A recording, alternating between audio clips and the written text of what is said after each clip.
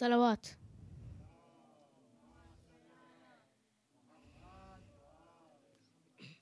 أعوذ بالله من الشيطان الرجيم. بسم الله الرحمن الرحيم.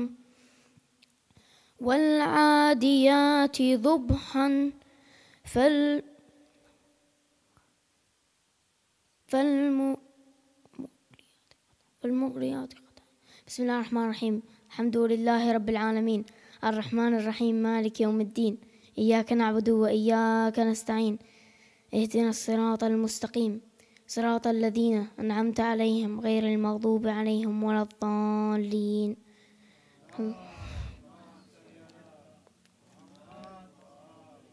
الفاتحة.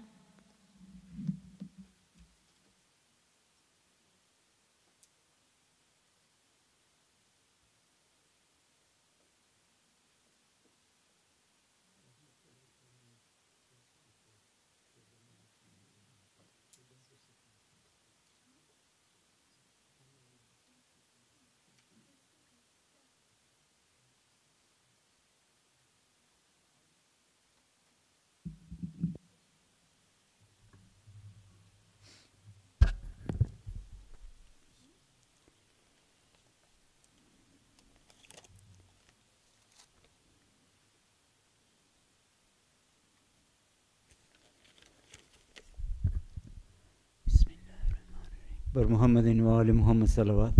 اللهم صل على Muhammad wa ali Muhammad. Women, in today's Ruhani Majlis announcements, Majlis by the family of Marhum Ammar Ali Jamal Datu for the Isale Sawab of Marhum Ghulam Sher Ali, Marhum Sheikh Yusuf Nafsi, Marhuma Tasneem Bhai Awan, Marhuma Sugra Bhai Ramji, Marhuma Marzia Bhai Datu and Kul Marhumins. Majlis by Al-Haj Amir Ali Bhai Muhammad Ali Walji for the Isale Sawab of Marhum Muhammad Ali Bhai Walji, Marhuma Zainab Bhai Muhammad Ali Walji, Marhuma Kanize Fatima Muhammad Ali Walji, Marhum Mohsin Bhai Muhammad Ali Walji and Kul Marhumins. Majlis by the family of Al-Haj Marhum Al-Haj Ramzan Ali Muhammad Ali Walji for the Isale Sawab of Marhum Muhammad Ali Bhai Walji, Marhum Ramzan Ali Bhai Muhammad Ali Walji, Marhuma Maryam Bhai Muhammad Ali Walji, Marhuma Shirin Bhai Muhammad Ali Walji, Marhum Ali Bhai Bhimji, Marhuma Kulsum Bhai Bhimji, Marhuma Salma Bhai Walji and Kul Marhumins. Majlis for the Sajid Sawab of Rajani family, Badami family, Bojani family, Bhimani family, Gilani family and Kul Marhumins. Majlis by the family of Marhum Haji Hussain Ali Muhammad Ali Jaisa Damani for the Sale Sawab of Marhum Hussain Ali Jaisa Damani, Marhumins of Jaisa Damani family and Kul Marhumins. Majlis by Shamim Bhai Amir Ali Walji for the Sale Sawab of Marhum Ali Hussain Amir Ali Walji, Marhum Safraz Amir Ali Walji, Marhum Muhammad Hussain Amir Ali Walji and Kul Marhumins. Majlis by Murtaza Bhai and Shaina Bhai Ramji for the Sale Sawab of Marhuma Sugra Bhai Ramji, Marhuma Leila Bhai Ramji, Marhum Ahmad Bhai Raza Hussain Karim, Marhum Munir Sachedina and Kul Marhumins. Majlis for the Sale Sawab of Marhum Muhammad Hussain, Marhuma Kanize Kubra, Marhum Haji Sultan Baksi, Marhum Amir Begum, Marhuma Anayat Begum, Marhum Iftar Hussain and Kul Marhumins. Majlis by Brother Imtiaz Ali Bimani for the Sale Sawab of Marhumins of H.M. Nasr family, Wali Muhammad Walji family, Nur Ali Chesa family, Hassan Ali Bimani family and Kul Marhumins. Majlis by the family of Marhum Al-Haj Ali Bhai Rajab Ali Pardhan for the Sale Sawab of Marhum Ali Bhai Rajab Ali Pardhan, Marhumins of Ali Bhai Rajab Ali Pardhan family, Marhumins of Amdani family, Marhumins of Danji family, Marhumins of Karabali family and Kul Marhumins. You are humbly requested to recite Surah Fatiha for Kul Marhumins. Al-Fatiha.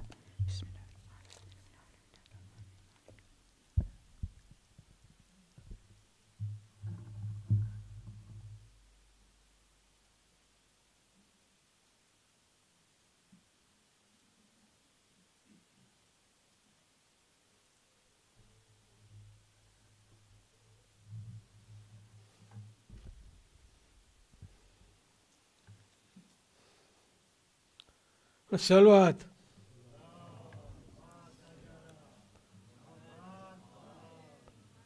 نعرہ تکبیر، نعرہ رسالت، نعرہ حیدری.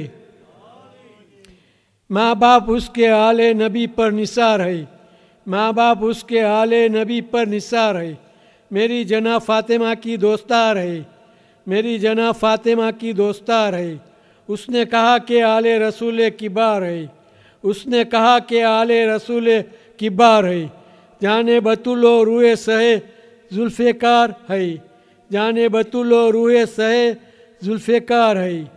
اکبر ہے اس کا نام، یہ دل پنجتن کا ہے. اکبر ہے اس کا نام، یہ دل پنجتن کا ہے.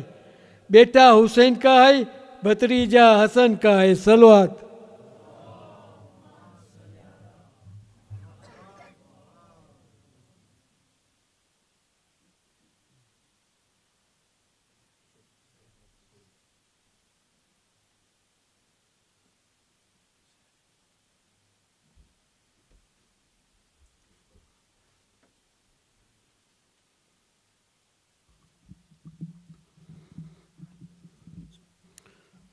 پر محمد و آل محمد صلوات.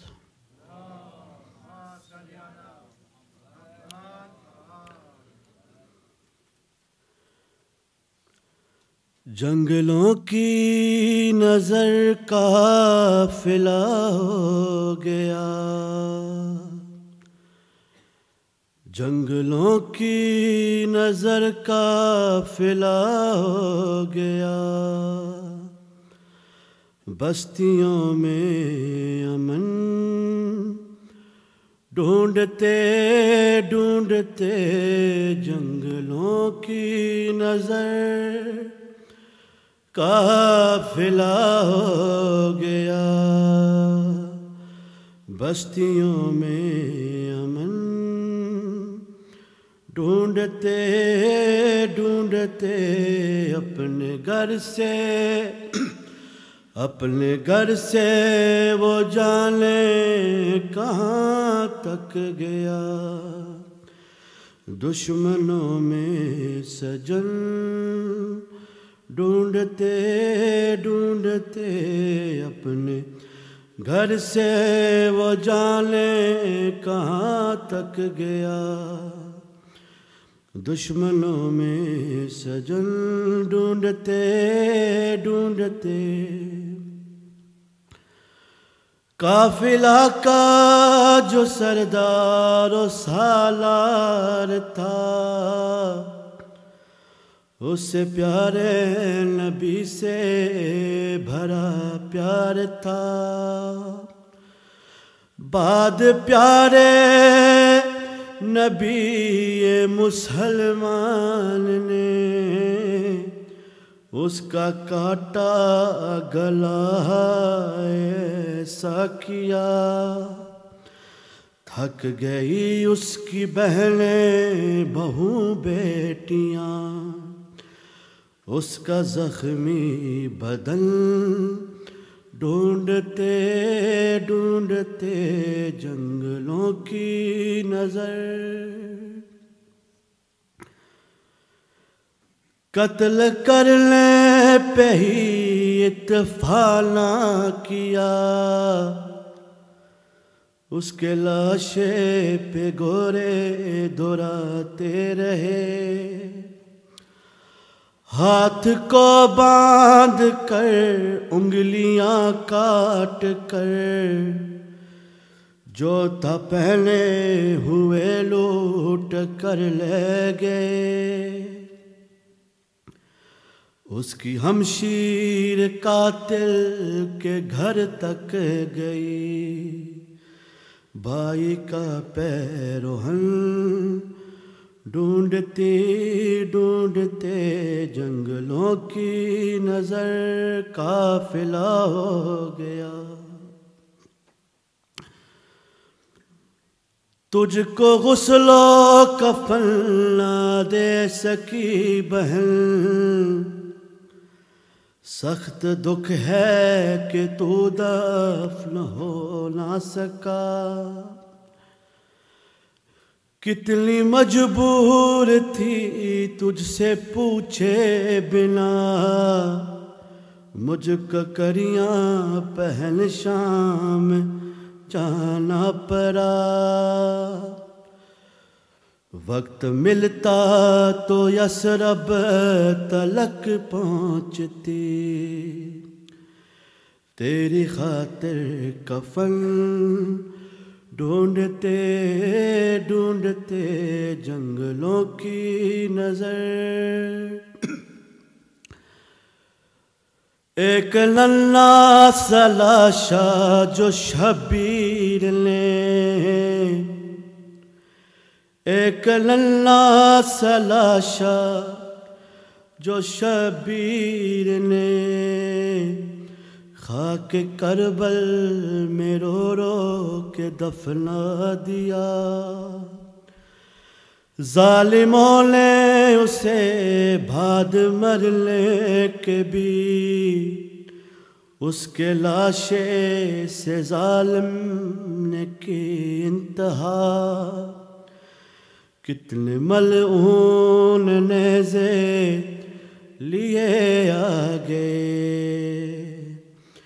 کتنے ملعون نیزے لیے آگے، ایک تشنا دہن ڈھونڈتے ڈھونڈتے جنگلوں کی نظر، قافلہ ہو گیا بستیوں میں امن، ڈھونڈتے ڈھونڈتے اپنے گھر سے وہ جانے کہاں تک گیا، دشمنوں میں سجن ڈھونڈتے ڈھونڈتے جنگلوں کی نظر، پر محمد و آل محمد صلوات۔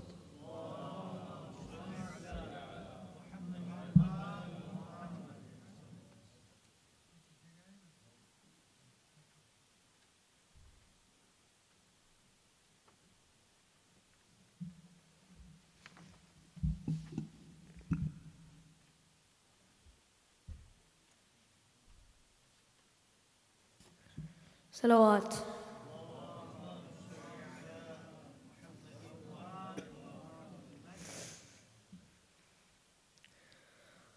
O crescent of Karbala,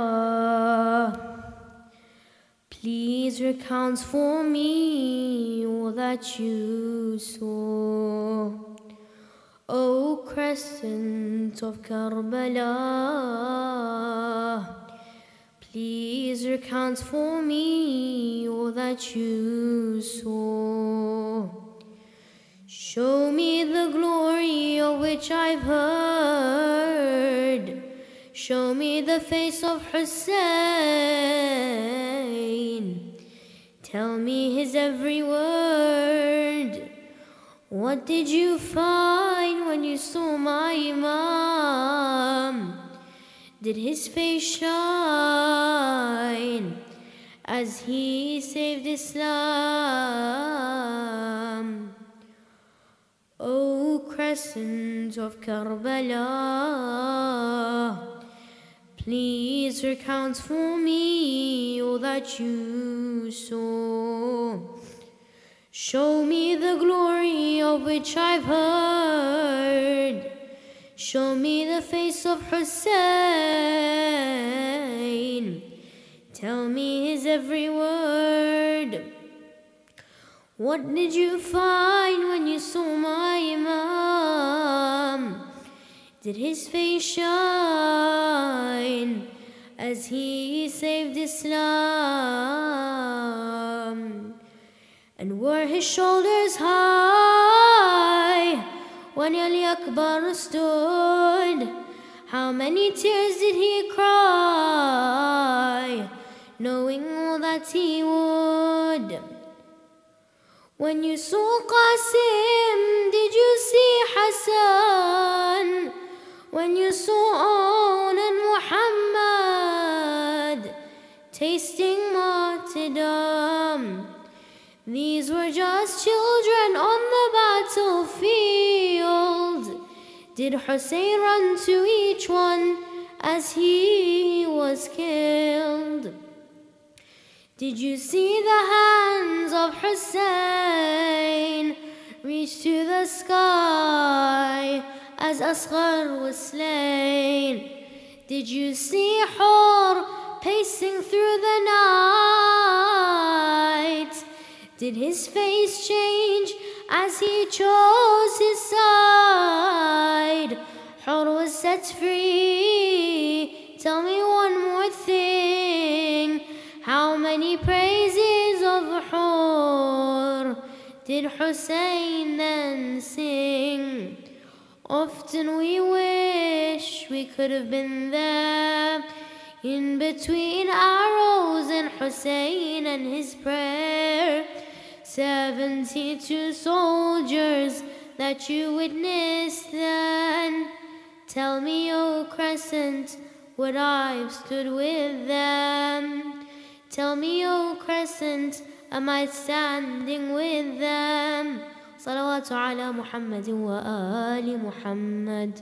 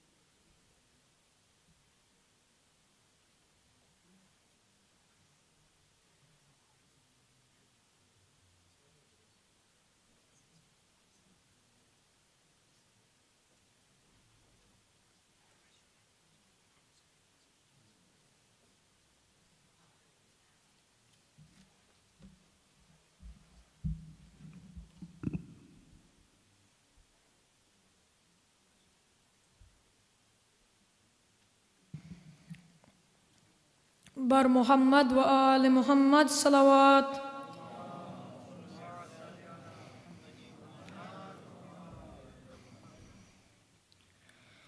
زخم دل کے دکھاؤں میں کیسے، زخم دل کے دکھاؤں میں کیسے، تیرا لاشا اٹھاؤں میں کیسے اکبر، میرا سحر اول اکبر، اکبر میرا سحر اول اکبر، اکبر میرا سحر اول اکبر، لاش اکبر پیش جب پہنچے، دل کو ہاتھوں سے تھام کر بولے، تیری فرقت نے علی اکبر آگ دل میں میرے لگا دی ہے، آگ دل کی بجھاؤں میں کیسے، آگ دل کی بجھاؤں میں کیسے، تیرا لاشا اٹھاؤں میں کیسے اکبر، میرا سحر اول اکبر، اکبر میرا سحر اول اکبر، تو ہے کریل جوان یہ بیٹا، باپ تیرا ضعیف ہے کتنا، نور آنکھوں کا ہو گیا رخسات، مجھ کو آتا نہیں نظر خیمہ، لے کے خیموں میں جاؤں میں کیسے،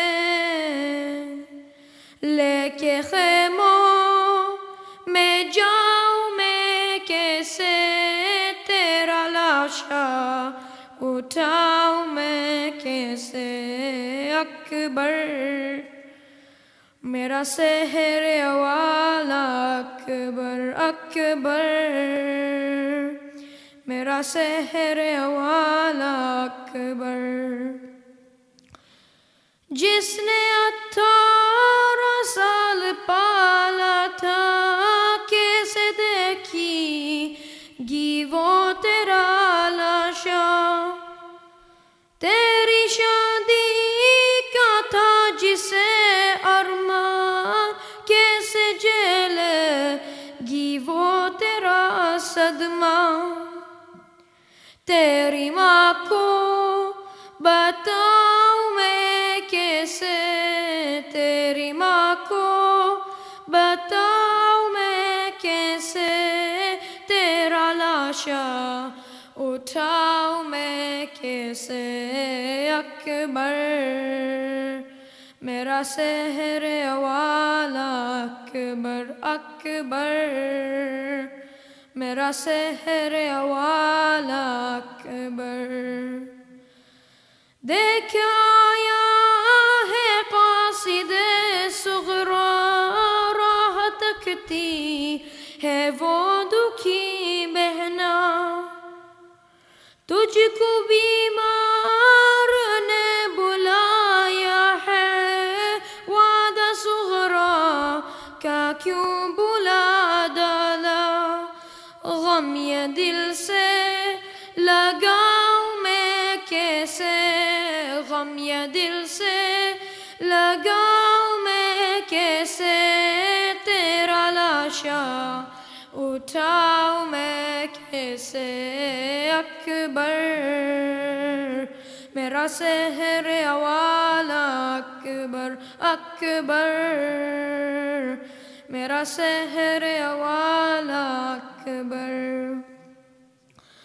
بھائی بہنوں کا ہے عجب رشتہ، جس کا ثانی کہیں نہیں ملتا، رو کے صغرا نے یہ لکھا اکبر، ایک دکھیا کی لاج رکھ لینا، مر گیا تو بتاؤں میں کیسے، مر گیا تو بتاؤں میں کیسے، تیرا لاشا اٹھاؤں میں کیسے اکبر، میرا سحر والا اکبر اکبر، میرا سحر والا اکبر، زخم دل کے دکھاؤں میں کیسے، زخم دل کے دکھاؤں میں کیسے، تیرا لاشا اٹھاؤں میں کیسے اکبر، میرا سحر والا اکبر اکبر، میرا سحر والا اکبر اکبر، میرا سحر والا اکبر اکبر، میرا سحر والا اکبر، میرا سحر والا اکبر، بر محمد و آل محمد صلوات۔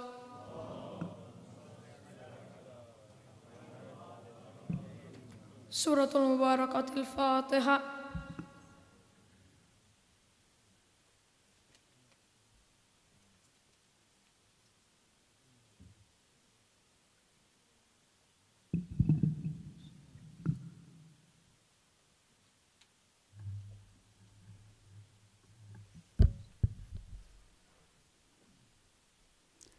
Mominin Monday car parking guidance. Bowling car park hours. The bowling car park will be operational from 7 p.m. to 10:30 p.m. and will close at 10:30 p.m. sharp. Wellington Street car park. Once the main car park and the bowling alley car park is full, Wellington Street car park will be open for attendees to park their cars. A sign on the road that says overflow car park open, as all of car park volunteers will be stationed on Star Road and Wellington Street to direct your cars to the car park. Shuttle service will be made available to and fro to the mosque. The shuttle service can be identified with the flashing amber lights on the roof of the vehicle.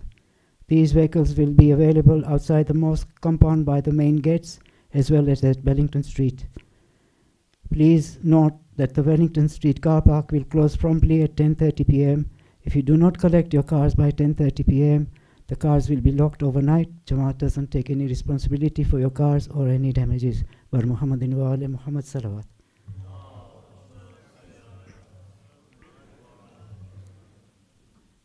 Mu'minin now request upon Master Ali Asghar Osman Abdullah to come and deliver his 2-minute speech. Please let's all come with a loud Nawa Salawat. While he is being set up for the 2-minute speech, Mu'minin, be kind enough to come forward as soon as possible so then we can start the Majlis program. Asant.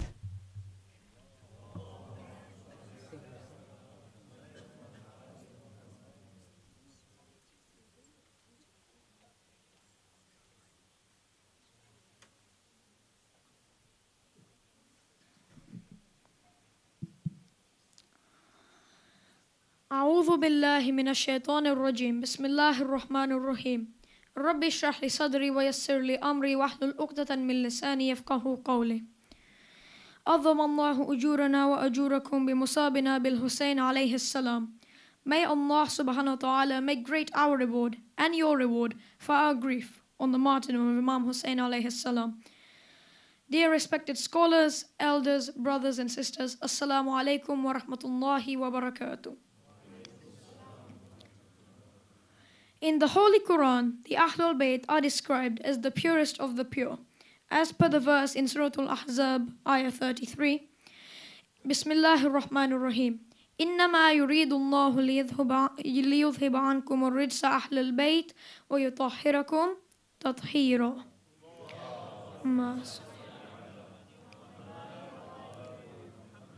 If they were not the purest of the pure, then it wouldn't have been mentioned in the Holy Quran. The Holy Prophet sallallahu alaihi wa alihi wasallam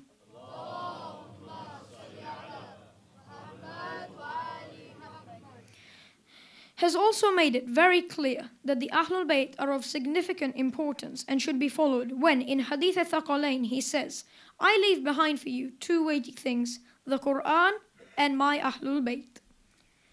These quotes all give one message, that the Quran is the written form of guidance and that the Ahlul Bayt is the living form of the Quran, the walking and talking form of the Quran. Therefore, we should honor their teachings and learn from them.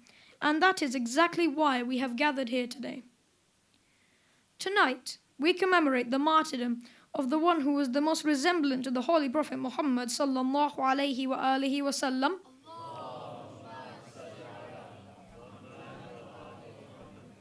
Hazrat Ali Akbar, the son of Imam Husain alayhi salam, was 18 years old on the day of Ashura, according to most traditions. However, others describe him from being anywhere between the ages of 18 to 25. Hazrat Ali Akbar was a courageous warrior.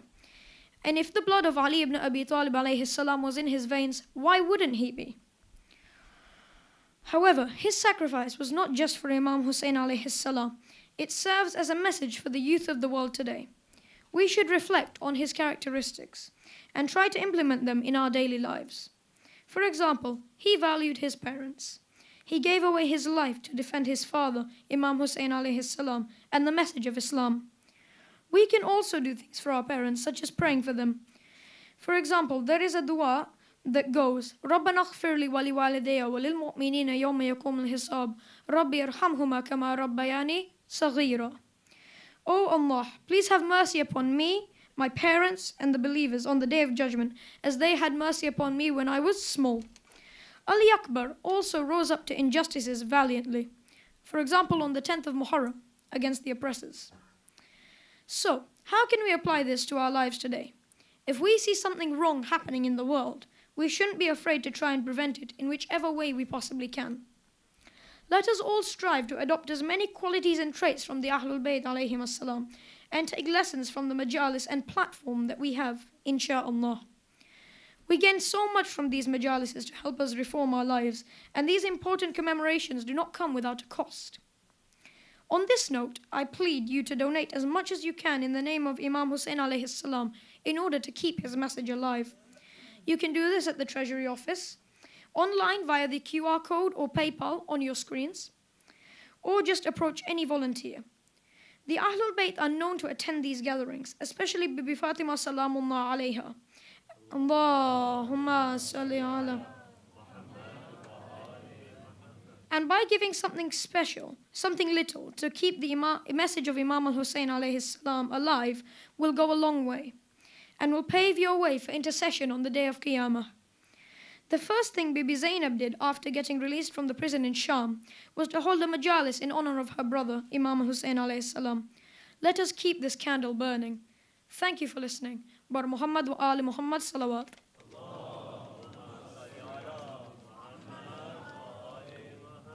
Suratul Mubarakatil Fatiha.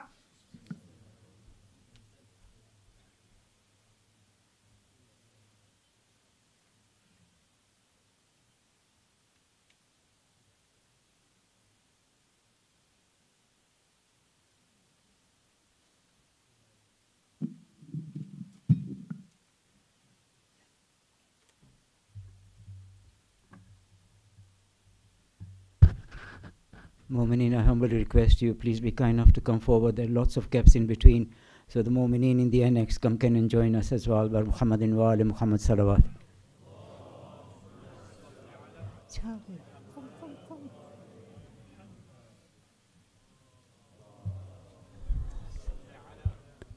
Jazakallah, Jazakallah khair.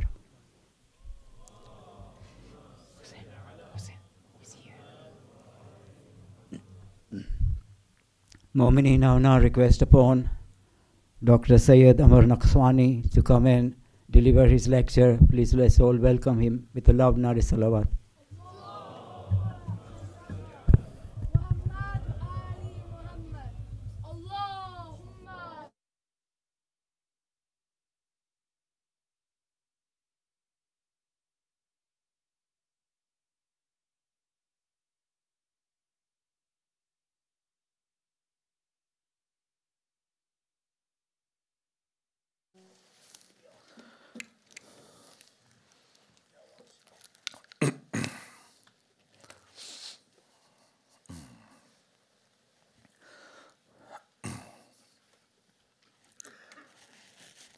بسم الله الرحمن الرحيم الحمد لله رب العالمين والصلاة والسلام على سيدنا وعظيمنا وحبيب قلوبنا وشفيع نفوسنا أبي القاسم محمد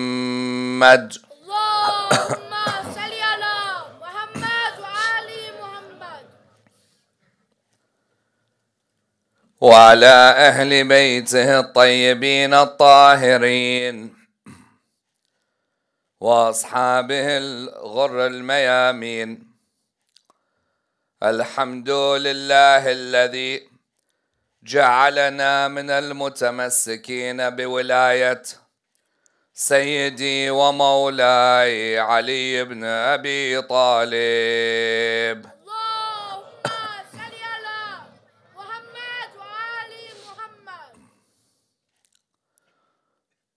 الحمد لله الذي هدانا لهذا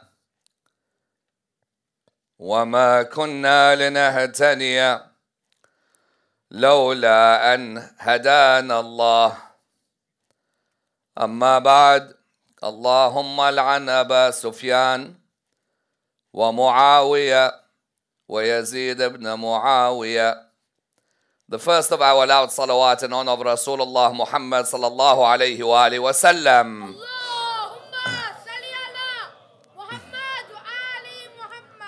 The second even louder salawat in honor of Imam Amir al-Mu'mineen alayhi salam.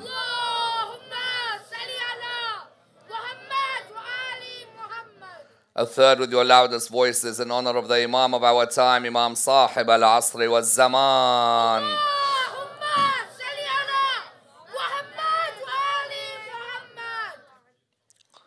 Respected scholars, brothers and sisters, Assalamu alaikum wa rahmatullah wa barakatuh. Cursing Yazid, without a doubt, is an act of worship. La'na on Yazid is an act that gets us closer to Allah subhanahu wa ta'ala, according, of course, to original Islam. But then when a person looks at the Sunni school, you'll see that they're still not decided as to whether a person should curse Yazid or they should not, as to whether Yazid warrants a curse or not, as to whether Yazid could be blamed for what happened at Karbala entirely or not, as to whether Yazid could have been amongst the repentant or not. Indeed, this is somewhat flabbergasting, because the reality is that when you send a la'na on anyone, a la'na is a dua asking Allah subhanahu wa ta'ala to withdraw His mercy from an individual. Sometimes when it's translated in English with the word curse, it starts to be thought of as inflammatory. Whereas the reality is that in the Arabic, you find that it means that it's a dua. That dua is a dua where I raise my hands. In raising my hands, for example, in the famous segment of Ziyarat Ashura. Ziyarat Ashura, as you all know, came to us from Imam al-Baqir, salawatullah wa salamuhu alayh. Allahumma salli ala Muhammad. In that ziyarah, there are a number of times in which you are meant to raise your hands in dua. Many don't. Many read the ziyarah in parrot fashion without knowing what much of it means. But if a person reads the ziyarah with understanding, it's a completely different thought. When you get to the stage where you say, Allahumma al'an, for example, the people of Marwan and the people of Umayyah, these people, you raise your hands in dua when you do that, because la'in is a dua. You are raising your hands asking Allah to remove His mercy from that particular individual or that particular group of people. Sometimes within the Shia and outside of the Shia, you have people who may object to la'na. They may be members of your own household, or they may be members of your own community. When you say to the one who's not Shi'i and from the school of Saqifa, why is it that you don't do la'na? They refer to certain ahadith, and that's their right to as well. Amongst these ahadith, for example, is the hadith in Sahih Muslim, where the Prophet, peace be upon him and his family, says that I was not sent as a curser, rather I was sent as a rahmah. Nice hadith when you listen to it. Nice, easy listening, that hadith. I was not sent as a curser. I am not a la'an, a person who curses. Rather, I am sent as a mercy to mankind. As if, therefore, from that statement, the ones who do la'na are opposite to the rahmah. If you do la'na, you are therefore opposite to mercy. Therefore, in the Sunni school, you'll find that hadiths like this come forward and are quoted as hadiths to prove that you shouldn't do la'na on anybody. You say, even if that person insulted Rasulullah sallallahu alayhi wa alayhi or his family, or he raised his voice against the Prophet or his family, or he was rude to the Prophet or his family, or he fought the Prophet or his family, or he killed the Prophet or his family, they say, yes, no la'na. Leave it to Allah to decide. That is the common opinion of which school? The school of Saqifa. In the Shia community, you may have people who object to la'na. You may have people in our own community who will say to you that, listen, I don't like them, but I won't do la'na. Say to them, why? And they may give different reasons. Let's look at some of their reasons. One group may, for example, say that, look, my mother is Sunni and my father is Shia. I don't want to hurt the feelings of my mum, and therefore, I will not do this la'na. You say, yes, but your mum has her grave, you have your grave. Your mum has to decide on herself, you have to decide on yourself.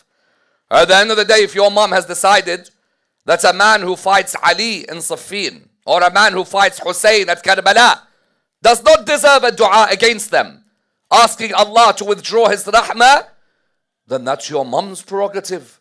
Why should you put it on yourself? If your mum is insulted because you do la'na, then your mum has to readdress her priorities. That's on the one side. Then you have a second group. What do they say? They say we have many Sunni friends, and therefore we don't do la'na. Why? Because we don't want to hurt any of our Sunni friends. At the end of the day, our Sunni friends have their reading of Islam, and they have every right to have that reading. If my Sunni friend today believes that Abu Talib is a kafir, it is completely up to him. I cannot stop him. But you have to allow me also to say who I think is a kafir as well. If you could call someone a kafir through your reading, through your history, through your analysis, through your research, allow me also to call someone kafir. I believe the uncle of Rasulullah is not just in Jannah. I believe Jannah belongs to him. Yes? But if you believe, like Bukhari tells us, that he's at the bottom of hell, then you can have that belief. But then if I want to believe that someone's at the bottom of hell, I have every right to as well. Therefore, the second group who don't do la'na is because they say that our families, maybe what?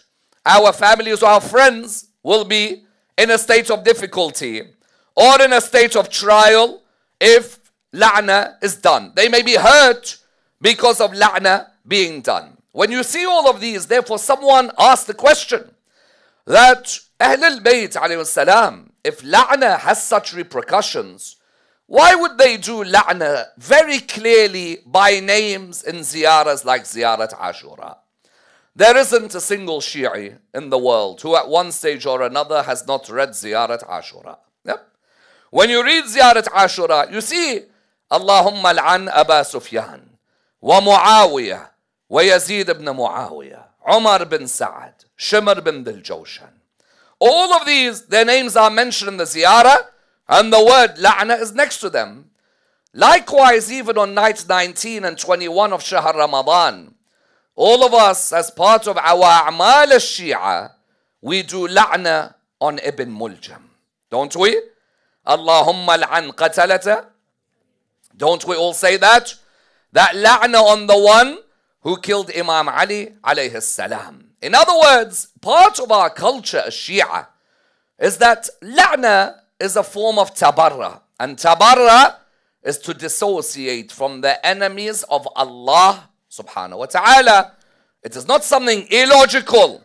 But yet still until today, you'll find that amongst the Shia, some who might be hesitant to do la'na publicly, and that is appreciated. At the end of the day, la'na, just because it is recommended, doesn't mean a person does it willy-nilly. At the end of the day, like any act, there is a time and place for every act. There is a context for every place. There is an understanding for every place to do it. But in the Saqifa school, when it comes to la'na, that is something which is seen as a no-go area when it comes especially to the Sahaba or to the Tabi'een or the Tabi'een. Even when it comes to Yazid. Yazid, you would think, is clear as day. And so when it comes to others before Yazid, those who paved the way for Yazid to dominate, when it comes to them, someone in the Saqifa Sunni school, I may look at them and say, that I don't blame you. At the end of the day, there may be readings where you differ. But when it comes to Yazid, you will be flabbergasted. When you read just how much Islam after Rasulullah had become Bani Umayyah, not the Islam of Wilayah of Ali ibn Abi Talib. And how ulama who are revered in institutions today, when asked the question about Yazid, some of them would turn around and say, how do you know? Maybe in the same way Wahshi repented having ripped up Hamza, maybe Yazid repented also. Let's tonight examine the la'na on Yazid in Shia and non-Shia Muslims. And let's examine it in the following stages. Number one, if la'na is an act which is not appropriate, where in the Quran does Allah keep doing it? Number two, how does Allah even show that there is a tree of people who are the people of La'na, and that their descendants will one day sit on the pulpit of Rasulullah sallallahu alayhi wa alih. Number three, whenever anyone tells you, why do you Shia do La'na? Reply to them, we learned from Mughira and Muawiyah the art of La'na. Number four, when it comes to La'na on Yazid, what is the opinion of the Sunni world, especially the Saqifa school? Which ones of them say no chance? Which ones of them say not a good guy, but no chance? And which one of them wrote a book replying to the zealots who said, I will not do La'na on Yazid by proving that even though I'm not Shia, that man deserves a La'na for what he did. Further than that, what if your friend today comes and tells you that I don't want to do La'na because I'm not that type? Which examples in his life can you give that when he's angry with an oppressor today in the Middle East, he'll do La'na as soon as he sees his face on TV? But when it's the killer of the grandson of Rasulullah, he becomes all quiet all of a sudden. And finally, on the 10th of Muharram, how did Yazid even order that his own cousins should all be butchered as well? Let's examine this and dissect the topic in complete depth. First and foremost, when I as a Shi'i, as the true Islam, when I do La'na, it's because I'm following the principles of the Quran. The Quran is full of verses of La'na.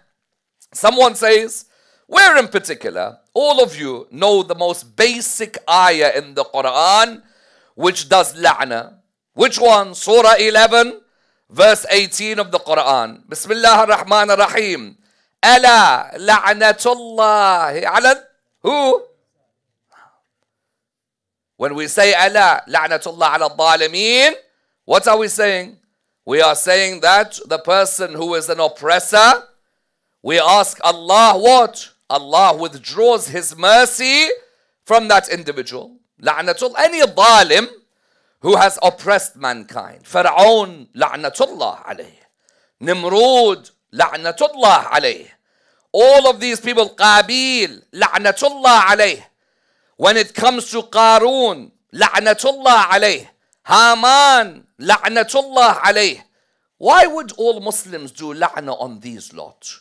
Who is the biggest of them you do la'na on? Shaitan, yes? Quran says, la'anahu Allah. Allah, when He does la'na, what does it mean? Allah withdraws His rahmah from an individual. The first types of individuals who you do la'na on are who? Are the dhalimeen. A dhalim is the oppressor. The one who takes away the rights of people. The one who unjustly treats people. People, of course, are on different levels. Someone may do dhulm to me. And yes, the heavens may shake. But it's not like doing dhulm to a prophet of Allah subhanahu wa ta'ala. True? You do dhulm to a prophet of Allah. For goodness sake, if you done dhulm to a camel of a prophet, that whole nation got turned upside down. The naqa of Salih, the camel of Salih, you all know the story. The people of Salih and Thamud, because the people killed the camel, they were turned, they were destroyed. A camel of a prophet, if someone kills it, the la'na of Allah is on that person. Imagine the grandson of a prophet. Yep. Therefore, the first ayah on la'na is what? La'na on the dhalimeen. Surah 11, verse 18. Number two, la'na on the kathibeen. In the Quran, Surah 3, verse 61. Bismillah ar-Rahman ar-Rahim. فَمَنْ حَاجَّكَ فِيهِ مِنْ بَعْدِ مَا جَاءَكَ مِنَ الْعِلْمِ فَقُلْ تَعَالَوْا. You all know the ayah of Mubahala.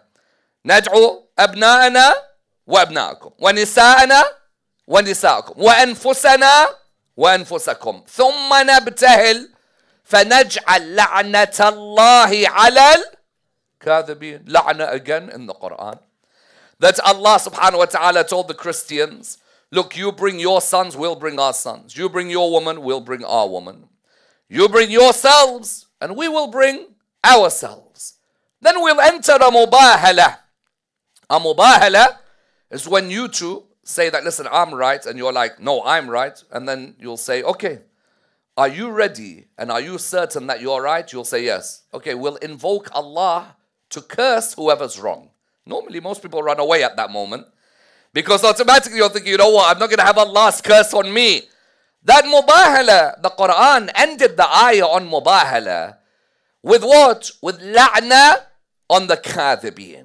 Even in Karbala, there was a mubahala between the army, a member of the army of Imam al-Husayn, member of the army of Yazid. That if you say you are on the path of haqq, then are you ready to do a mubahala one-on-one with me? That we ask Allah, we're only 72, you're 30,000. Why are you getting scared? Yes? Are you ready to enter mubahala? The second ayah on la'na is what? La'natallahi alal kadhibin. The third ayah, people said, yes, but this is Allah subhanahu wa ta'ala doing la'na. Yes, Allah subhanahu wa ta'ala's la'na is that He removes the rahmah away from you. One of the killer ayahs on this is this third ayah. Surah 33, verse 57 of the Quran. Bismillah ar-Rahman ar-Rahim. إِنَّ الَّذِينَ يُؤْذُونَ اللَّهَ وَرَسُولَهُ لعنهم الله في الدنيا والآخرة. Imagine this ayah. وَعَدَّ لَهُمْ عَذَابًا مُهِينًا. This ayah, what does it say? Those who hurt Allah and His Prophet. I'll leave the rest to your imagination and thinking.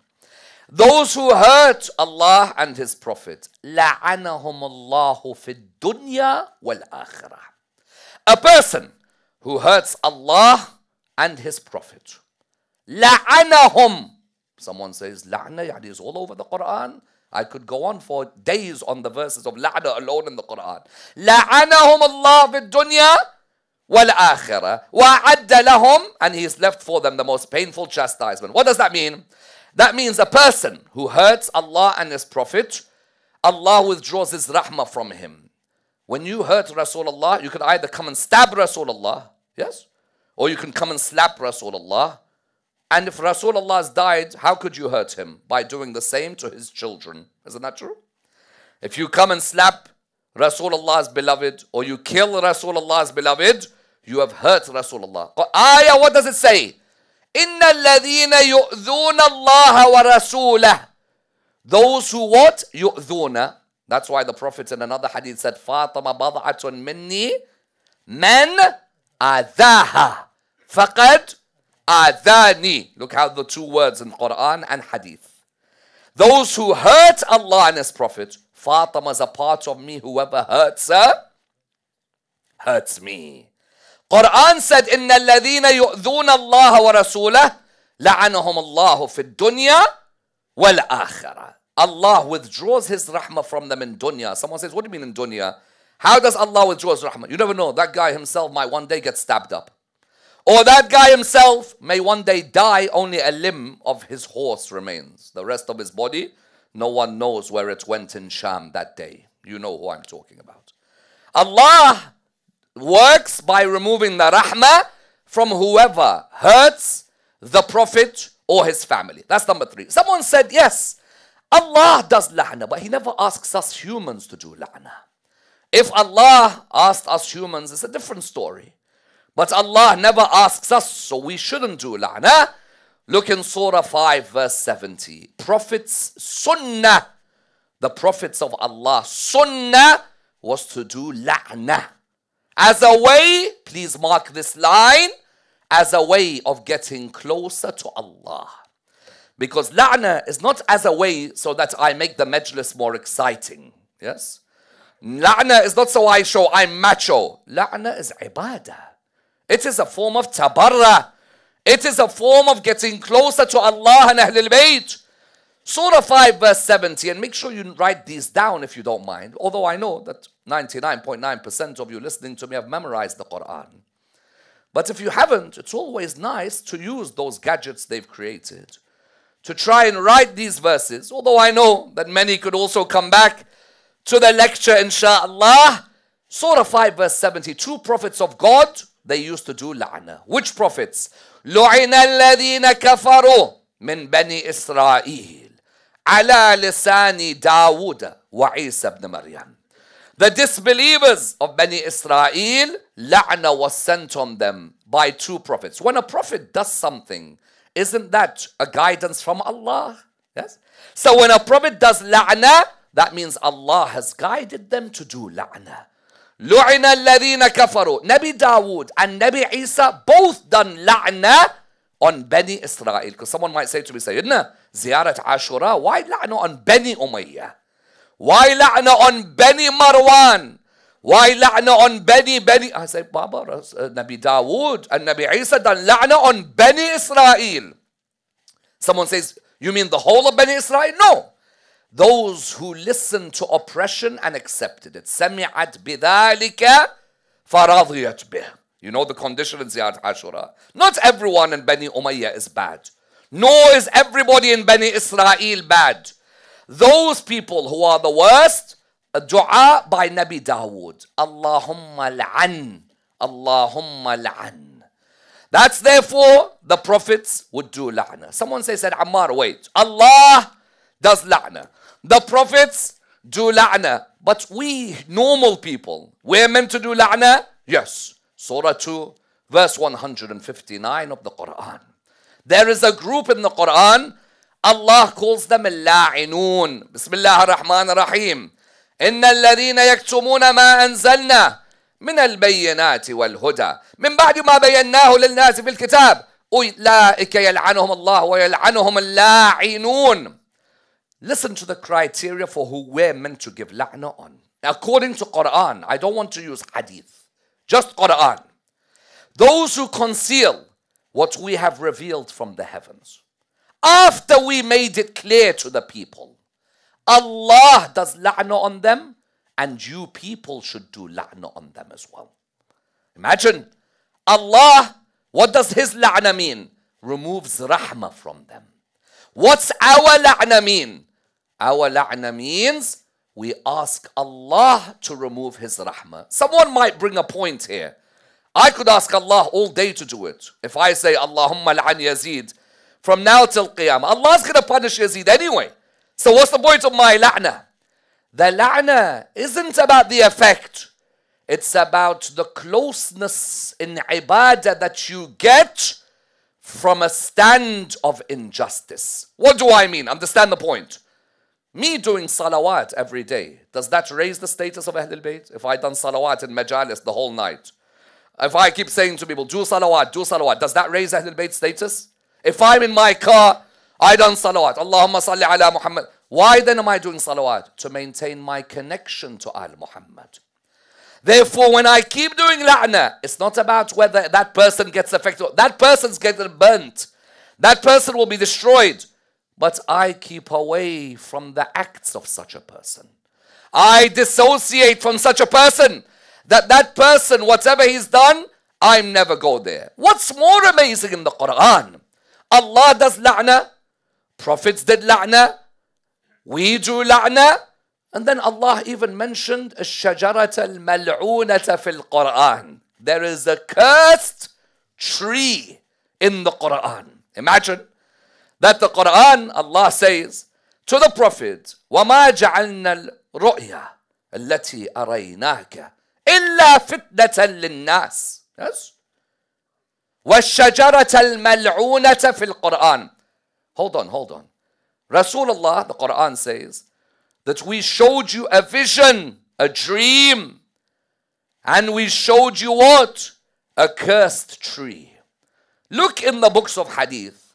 Of course, the books were controlled by the Saqifa empires. You all know.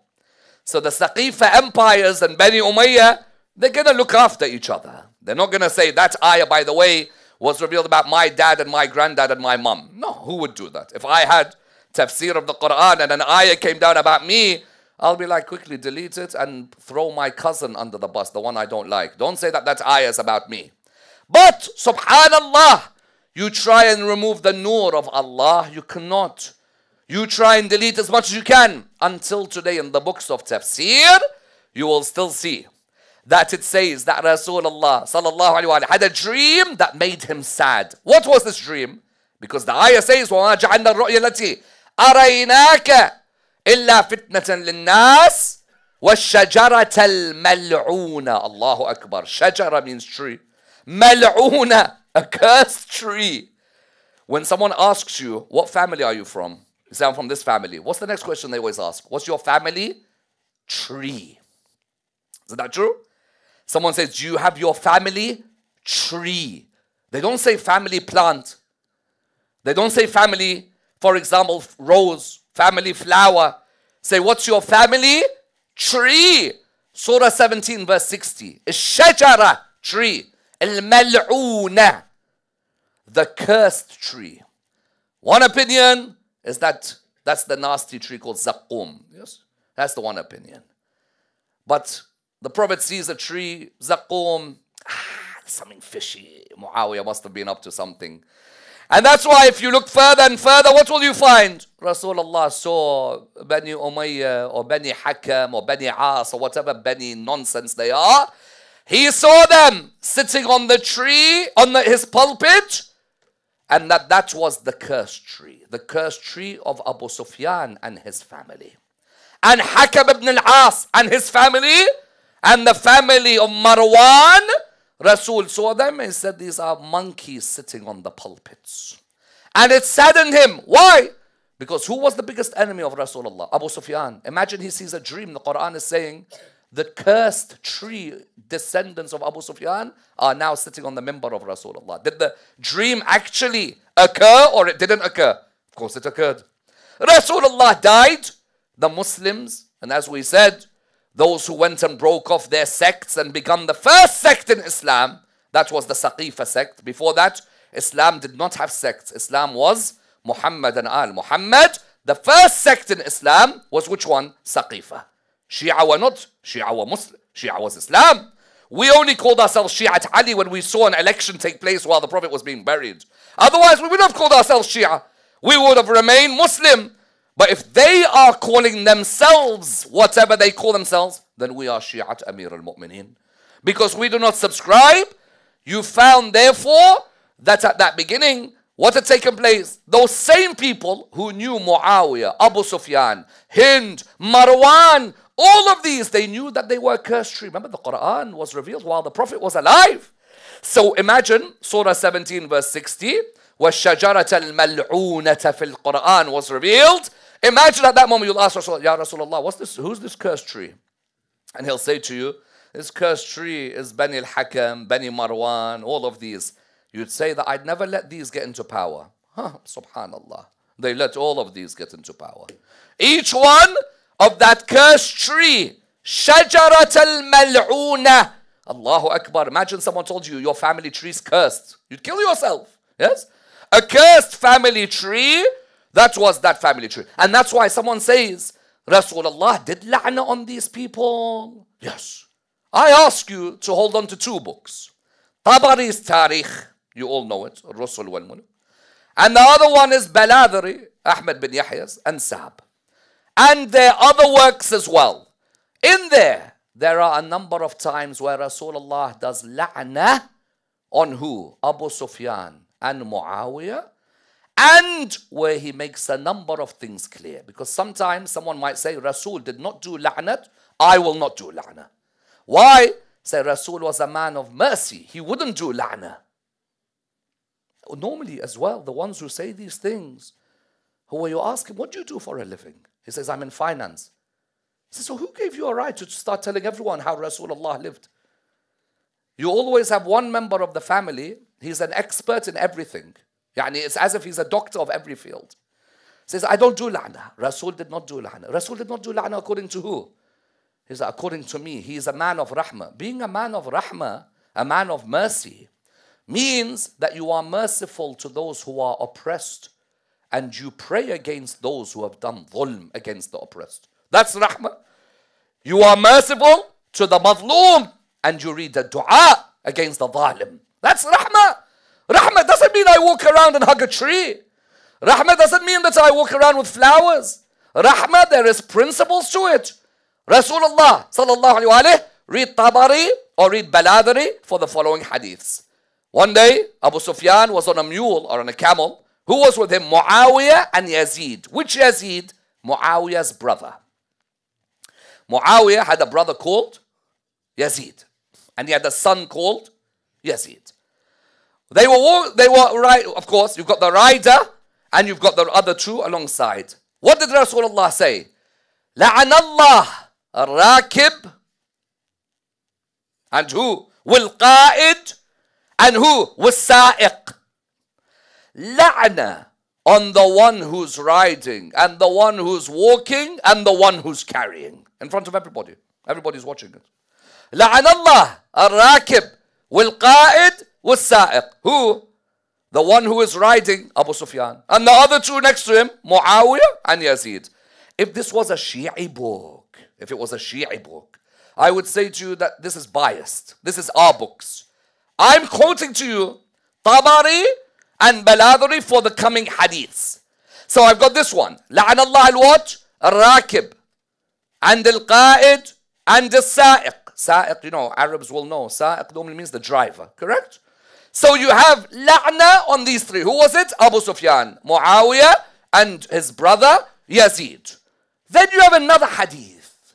What is it? إِذَا رَأَيْتُمُ مُعَاوِيَ عَلْمِنْبَرِ فَاقْتُلُوهُ. If you see Muawiyah on a minbar, kill Muawiyah. How clear could you be? If you see Muawiyah on a pulpit one day, he couldn't be in time of Rasulullah because Rasulullah is the only man on minbar, true? No one's going to be on minbar when Rasulullah is there. After I die, إِذَا رَأَيْتُمُ مُعَاوِيَ عَلْمِنْبَرِ فَاقْتُلُوهُ. Clear guidance. If you ever see, why would Rasulullah say that? How many times have you people thought in your head, if the Prophet knew these people were bad, why did he just say something? Look how many times he said something. Look how many times. If there's three people walking past, one's on a mule, the other two alongside him, and Rasulullah does la'na on them, you'd pretty much think they're going to be quite bad people. Wouldn't you agree? The man of akhlaq. It's not about akhlaq. It's about making a clear stand for people's future. لَعَنَ اللَّهَ الرَّاكِبِ وَالْقَائِدِ وَالسَّاقِ إِذَا رَأَيْتُ مُعَاوِيَ عَلَى الْمِنْبَرِ فَاقْتُلُوهُ. What else? He even said Muawiyah is in a taboot made of nar. You carry taboot in these nights, don't we? Taboot. He said Muawiyah will be in a taboot full of fire. All of these, by the way, I'm bringing is not from Shia literature. It's not from Shia literature. You'll find it on some of the most famous works of the non-Shia. Therefore, all of these means what? The Quran encouraged me to do la'na. Rasulullah sallallahu alayhi wa alayhi did la'na. Therefore, when someone comes and tells me, you Shia, why do you do la'na? This is a vital point I want you to understand. If someone today comes and says, why do you do la'na on Yazid? You shouldn't hate anyone. Have you heard these lines or no? Many times we hear these lines. That you shouldn't hate. Islam is a religion of love. Islam is the religion of what? Love. How do I reply? First thing is, I learned la'na from Muawiyah and from Mughira and from their clan. It was them who started the la'na on my Amir. And if you do la'na on my Amir, I'll do la'na on you until my mouth is paralyzed. Yeah? I will go to sleep doing la'na on you. And I will drive doing la'na on you. And I'm so happy doing la'na on you. Why? Because you doing la'na on my Amir, I pray to Allah to remove His rahmah from anyone who dared to insult my Amir. We do la'na. They used to do sab, difference. La'na, dua, asking Allah to withdraw rahmah. Mughira bin Shu'bah and Muawiyah bin Sufyan, the Nawasib, they used to sib, they used to go into derogatory language on Imam Ali alayhi salam. I'll never forget this hadith. When I saw it, I'm telling you, I don't think that night I slept, my dear brothers and sisters. Mughira bin Shu'bah, so Allah, I even have to hold myself back while I'm lecturing. Mughira bin Shu'bah was doing what? Mughira bin Shu'bah, this is where in Al-Mustadrak ala Sahihain, Al-Hakim An-Nisapuri. Why is it called Al-Mustadrak ala Sahihain? Sahihain means what in English? What does Sahihain mean? The two Sahihs, Bukhari and Muslim. You all with me? Sahihain, Bukhari and Muslim. Al-Mustadrak ala Sahihain is a book about those hadiths that their chains of hadith is acceptable to Muslim and Bukhari, but they never included them in their books. So he collected them and he put them in a book called Al-Mustadrak. Go to any Arab country in the world, even you go anywhere, for example, in Birmingham or in Bradford, you will find bookshops that sell Al-Mustadrak ala Sahihain. In Al-Mustadrak ala Sahihain, Mughira bin Shu'bah was cursing Ali ibn Abi Talib. Of course, next to Mughira, it's written, radiyallahu anhu. Yeah, this is wonderful. Mughira bin Shu'bah, radiyallahu anhu, cursed Ali ibn Abi Talib, radiyallahu anhu. Alhamdulillah, wallah, alhamdulillah, I was born on true Islam and not Saqifa Islam.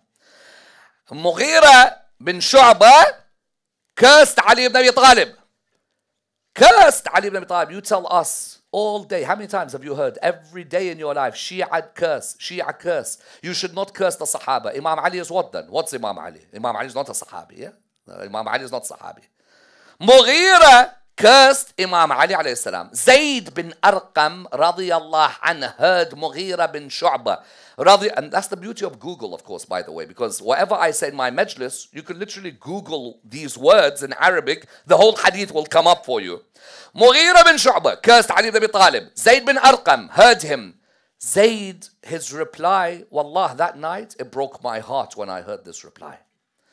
You'd think that Zayd would say, how could you curse Ali ibn Abi Talib? Didn't he do well at Khaybar? Didn't he bring us victory at Khandaq? Didn't he help the Muslims? Didn't he? All the fada'il. Zayd replies to Mughira, how could you curse Ali ibn Abi Talib? Did Rasulullah not tell us, don't curse the dead? Now what do I do? Spit here? Yani, what do I do? Lose my senses on mimbar? Because you know people, they often ask me, when you give majalis, you look like you're really riled up. Yeah, I'm not talking about, a Sunday barbecue. I'm talking about Ahl al-Bayt. Ahl al-Bayt's masa'ib, it makes a person's blood boil. Yani if you sit up here on mimbar and you're relaxed, you've got severe issues. If you sit up here with passion, then you're on the right way. Rasulullah said, don't curse people who've died. That's all he gave to Islam. He's died. Imagine. Mughira bin Shu'bah would do cursing on Imam Ali. Muawiyah would pay people to curse Amir al-Mu'mineen. All of you have read the hadith when he asked Sa'ad bin Abi Waqqas, why don't you curse Ali ibn Abi Talib? And Sa'ad replies, because of 3 reasons, Khaybar and Mubahala, and Ali is to me like Aaron was to Moses. Therefore, firstly, when someone comes and tells me that you shouldn't do la'na, firstly, I say, I learned from your masters. They taught me la'na when they started doing la'na on my Amir. Secondly, when you say to me, don't do la'na, I reply with something. What is it? I reply by saying that la'na, yes, you're right. It's a form of hate. Yes, I hate Muawiyah. Why should I lie? I have every right to hate Muawiyah in the way you hate Abu Talib. Yeah? I hate Muawiyah. And I hate Yazid. And I hate Abu Sufyan. Religion is no more than love and hate. Someone says, no, religion is love, said Ammar. So no, religion is love and hate. So no, we shouldn't love and hate. I ask you a question. Do you love justice? You love justice? So you must hate injustice. Isn't that true? Do you love truth? Yes. So you must hate what? Falsehood. Do you love Al-Muhammad? So you must what? Hate those who oppressed Al-Muhammad. Simple. I come to a third answer. What is it? Today we see in the Middle East the dhulm that occurs, don't we? Someone today says, I will not do la'na on these people, on Yazid and all the rest of them. I won't do la'na. Wallah, when Netanyahu comes up on the television screen, look at the person, at the words that come out of their mouth. Why? Why? You shouldn't curse. Say, no, he's done dhulm against those innocent children. He's done dhulm against those ladies. He's done dhulm against all these people. As soon as he comes on the screen, la'natullah on him. And the one who does dhulm on the daughters of Fatima al-Zahra, no. How many do I see? They get slippers and smash it on the head of this leader. They get this. They spit on the statues of certain leaders. Only when it comes to the ones who oppressed Al-Muhammad, No, I shouldn't do that. It's not right. Islam is a religion of love. When it's those things, your love has gone out of your window, hasn't it? Only when it comes to the ones who killed and hurt Amir al-Mu'mineen and Father Zahra, love. I don't like to do this. Wallah, I met one Iraqi, we were talking about Saddam, and he was like, La'natullah on Saddam. I was like, oh, okay. Well, discussion continued. We were talking about Saqifa. He goes, said, Ammar, I prefer not to. Yeah. So I was like, why? He goes, it's not right for bad language and la'na to come out of the mouth. I was like, and Saddam? He goes, Saddam, how many innocent people he killed? So a 6-month-old is not innocent? A broken rib is not innocent? Smashing people's bodies on the ground in the Shama Ghariban is not innocent? You come and tell me, why do you do la'na? You done la'na on Saddam and you do la'na on the one who kills these innocent children in the Middle East. But when it comes to Yazid and the others, all of a sudden, I'm a peaceful person. I don't get involved in these things. Have your principles. Principles. Someone says, why don't Sunnis want to jump into that la'na? There's 2 reasons why Sunnis will not jump into a world of la'na. The first is what's written in their books. What do I mean? In Sahih Muslim, Rasulullah, they say, has a hadith. Listen to these hadiths. Enjoy these hadiths with me. These are interesting hadiths. The first of them is Rasulullah said, whoever curses will not be an intercessor or a martyr on that station on the day of judgment. So then people stayed away from this. Second hadith. Rasulullah said, these are all in Sahih Muslim. So whatever I'm quoting, you can Google and type them. Second hadith, whoever does la'na, a Siddiq will not be someone who does la'na. A truthful person will not be someone who does la'na. But the third one is a classic. I've seen some classics, but this one's up there. This hadith is Sahih Muslim. The Prophet said, oh, Ya Allah, Muhammad is just a human. And humans get angry. So if he ever, this is the Prophet talking like in the third person. So if he ever curses or lashes anyone, then use it as an expiation for that person. And through this, let me get closer to you on the day of judgment. Just listen to that hadith. Oh Allah, I am Muhammad. I'm just a human. I get angry. If I curse anyone, then let the expiation go there and bring it close on the day of judgment. That's your prophet, not my prophet. That's your prophet. My prophet will tell Allah, you know what? I'm just a human. I get angry. And if I do curse occasionally, it could happen. So you have him. That's not my prophet. My prophet is a completely different man. The Sunni does not curse. Number one, because of these hadiths. I have come as a mercy, not as a curser. So they stay away from cursing. But number two, why would they stay away? Because they know if you curse Yazid, then you need to then begin to discuss Yazid's daddy. And if you discuss Yazid's dad, you have to begin to discuss who put Yazid's dad in power in Sham. And if you discuss who put Yazid's dad in power in Sham, then you need to discuss how his best friend put him in power. Why don't they do la'na and why they stay away from la'na? It's remarkable.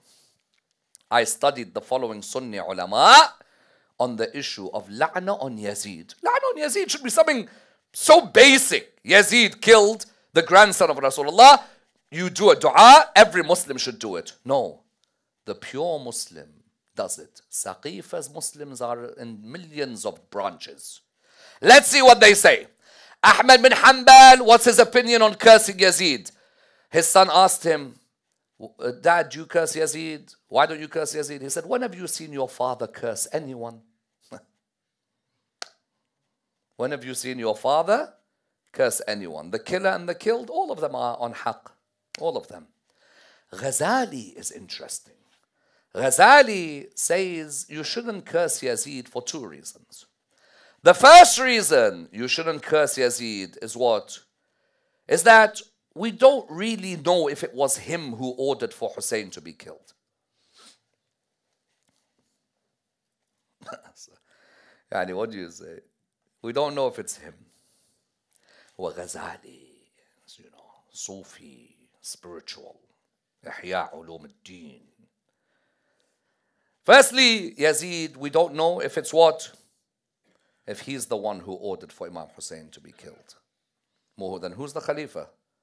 Yeah, it's Yazid. He says, but he's not in Karbala at the time, so he didn't kill him. Saddam Hussein butchered how many people? Does that mean that every single one of them he shot? Or does he order his governors in an area to kill? Anyway, Ghazali, mashallah, Sufi, Arfani, spiritual, whatever title you give him anyway. Ghazali, first opinion, don't curse Yazid because what? We don't know. Secondly, you know Wahshi? He says Wahshi ripped Hamza's body at Uhud. Yeah, when he threw the spear into the chest. But he did tawbah afterwards. We don't know if Yazid did. Hi, what do you say? Alhamdulillah for Islam. Wallah, thank God we had Ghadir. And thank God I was not from the followers of the Saqif a lot. Imagine! Wahshi done tawbah. So maybe Yazid did done tawbah. Maybe Yazid done tawbah. The drunkard who plays with the face of the grandson of Rasulullah could do tawbah. That drunkard, yeah, that's number two. Number three, no, there was an even more interesting one. Dhahabi. Dhahabi, why shouldn't you do la'na on Yazid? What does Dhahabi say? He goes, Yazid looks bad because of the greats who just came before him. Oh, that's a sick one. That you have to give credit. That is... that I have to give a thumbs up to Shaitan that day because he was like, spot on. There were great leaders before Yazid. So what he did looked bad in comparison to how great they were. Had Yazid come a bit later, we wouldn't call him bad. But because he came after Abu Bakr and Umar and Uthman and Ali, anyone would look bad. What is it? Alex Ferguson being replaced as manager? What is it? Wallah, Jurgen Klopp being replaced as a manager? What is it? You know how people say, this person's bad because the previous manager, yes? Mama, the person who's come in has only lost some games, not ordered for butchering of babies and kids, and not ordered for ladies to be paraded in streets. Zahabi says, therefore, Yazid, we don't like him. We don't like him. But he looks bad because of who he came after. Of the people who said, allow all of you, I'm Sunni, but I will curse him, was Ibn al-Jawzi. Ibn al-Jawzi has a book, Ar-Rad ala al-Muta'assib al-Anid. Yes? A reply to the what? To the zealot, ignorant one.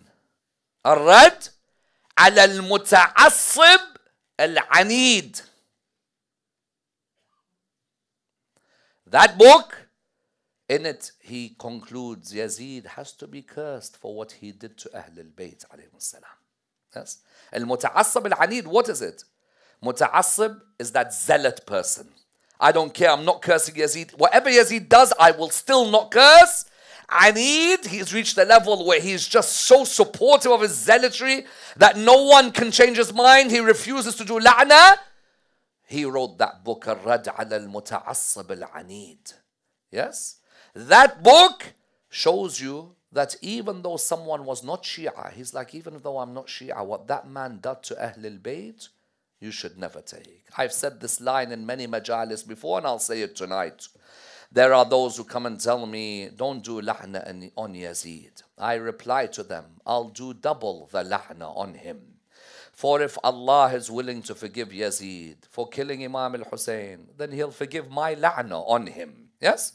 If Yazid could be forgiven for killing Abu Abdullah, then me doing la'na, Allah will say, you should be alright as well.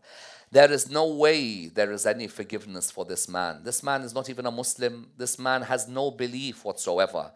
And that's why for us, Ziyarat Ashura is a stand against dhulm everywhere, anywhere. That we make sure when we do la'na, there's a lesson for us. What is it? Number one, don't be like the person you're doing la'na on. That's a vital lesson. There's no point me doing la'na on Yazid and I drink like Yazid drinks. There's no point me doing la'na on Yazid and I strike woman the way he struck woman in my family. I strike woman of Rasulullah's family. You see that Yazid, what did he do? He found it normal to order that everyone should be attacked. It doesn't matter if they were related to him or not. And that's why in Karbala, who was his relative? Of course, his relative was Layla. Layla, Muawiyah was her uncle, Yazid's her first cousin. Therefore, Ali al-Akbar is Yazid's second cousin. Imagine. Abu Sufyan is Ali al-Akbar's great-grandfather. Ali al-Akbar is who? Ali al-Akbar is the son of who? Son of Layla, daughter of Maymuna, daughter of Abu Sufyan. Imagine. Abu Sufyan is Ali al-Akbar's great-grandfather. So Ali al-Akbar from one side, his great-grandfather was Rasulullah, and from the other, his great-grandfather was who?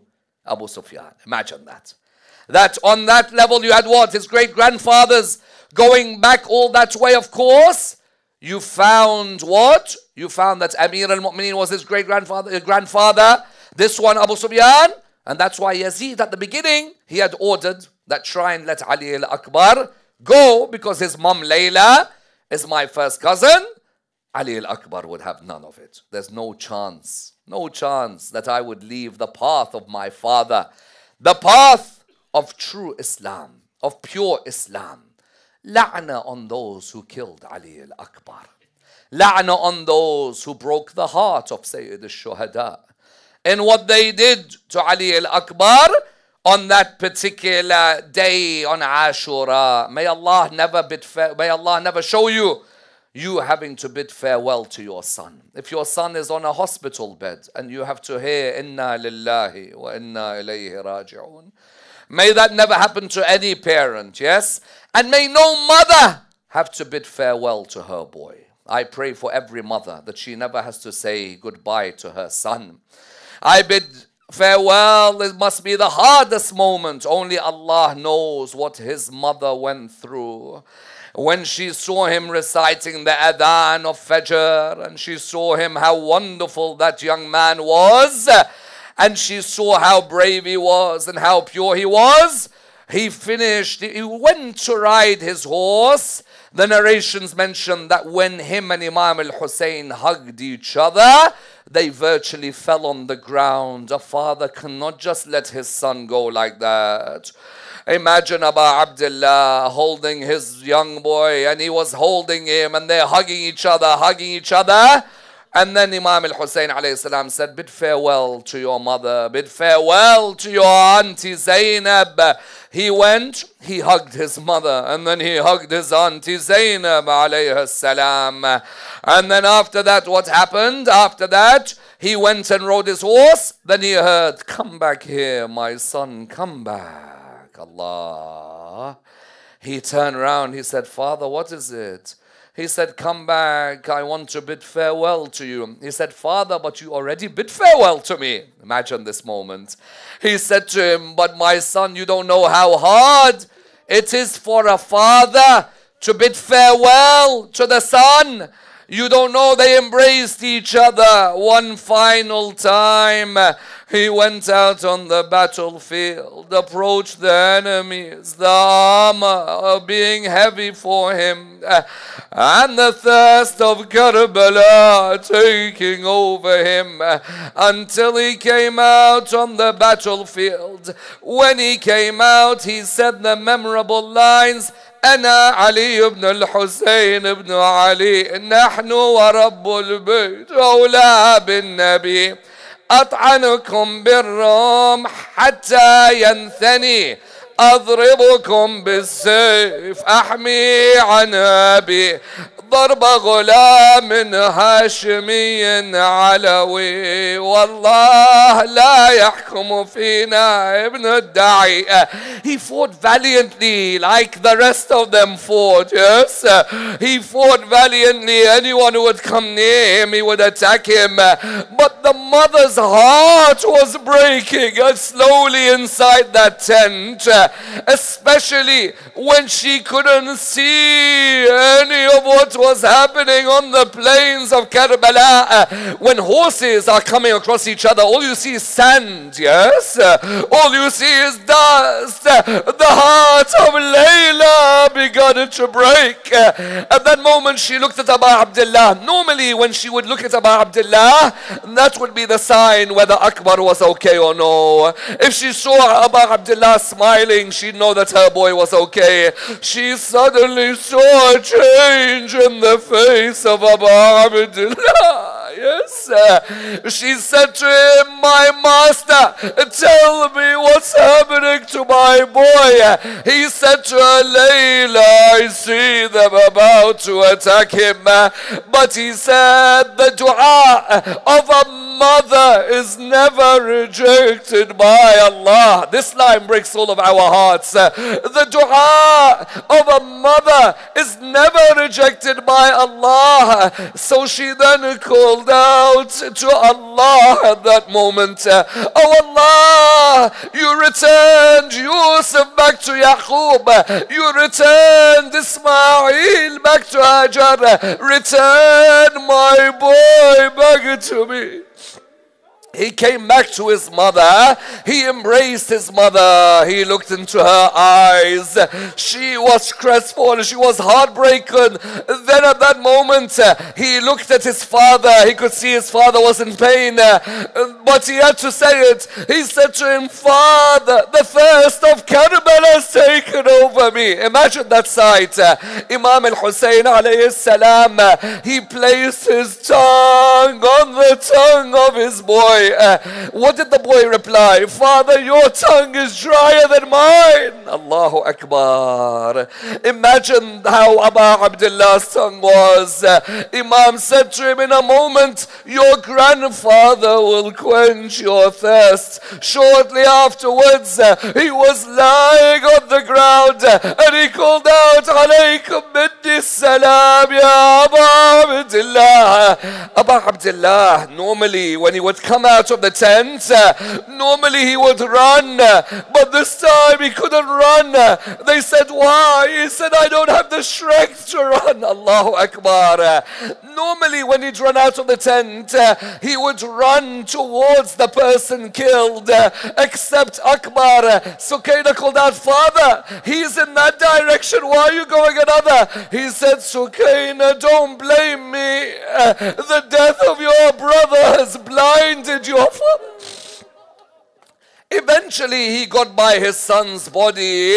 When he got there, he sat by him. There was a dagger in his chest. The whole chest had been opened apart. The two of them looked at each other. Imagine that sight. He saw his son smiling, then he saw his son crying. He said to him, my son, why do you smile and why do you cry? He said to him, Father, I smile because I see my grandfather walking towards me. Allah, he's about to quench my thirst like you said. Then he said to him, then why do you cry? He said, because I see my grandmother Fatima coming towards me. He said to him, but then why do you cry? He said, for every tear that you shed, I see her slapping her cheeks in front of me.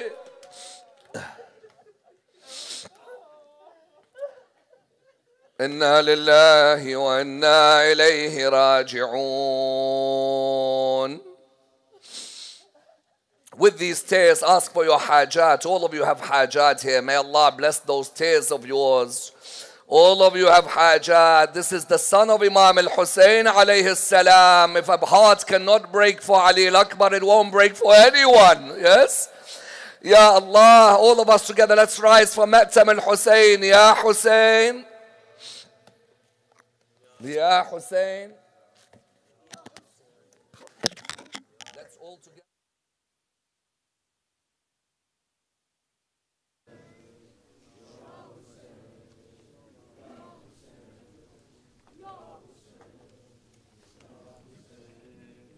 Ya Hussein, Ya Hussein.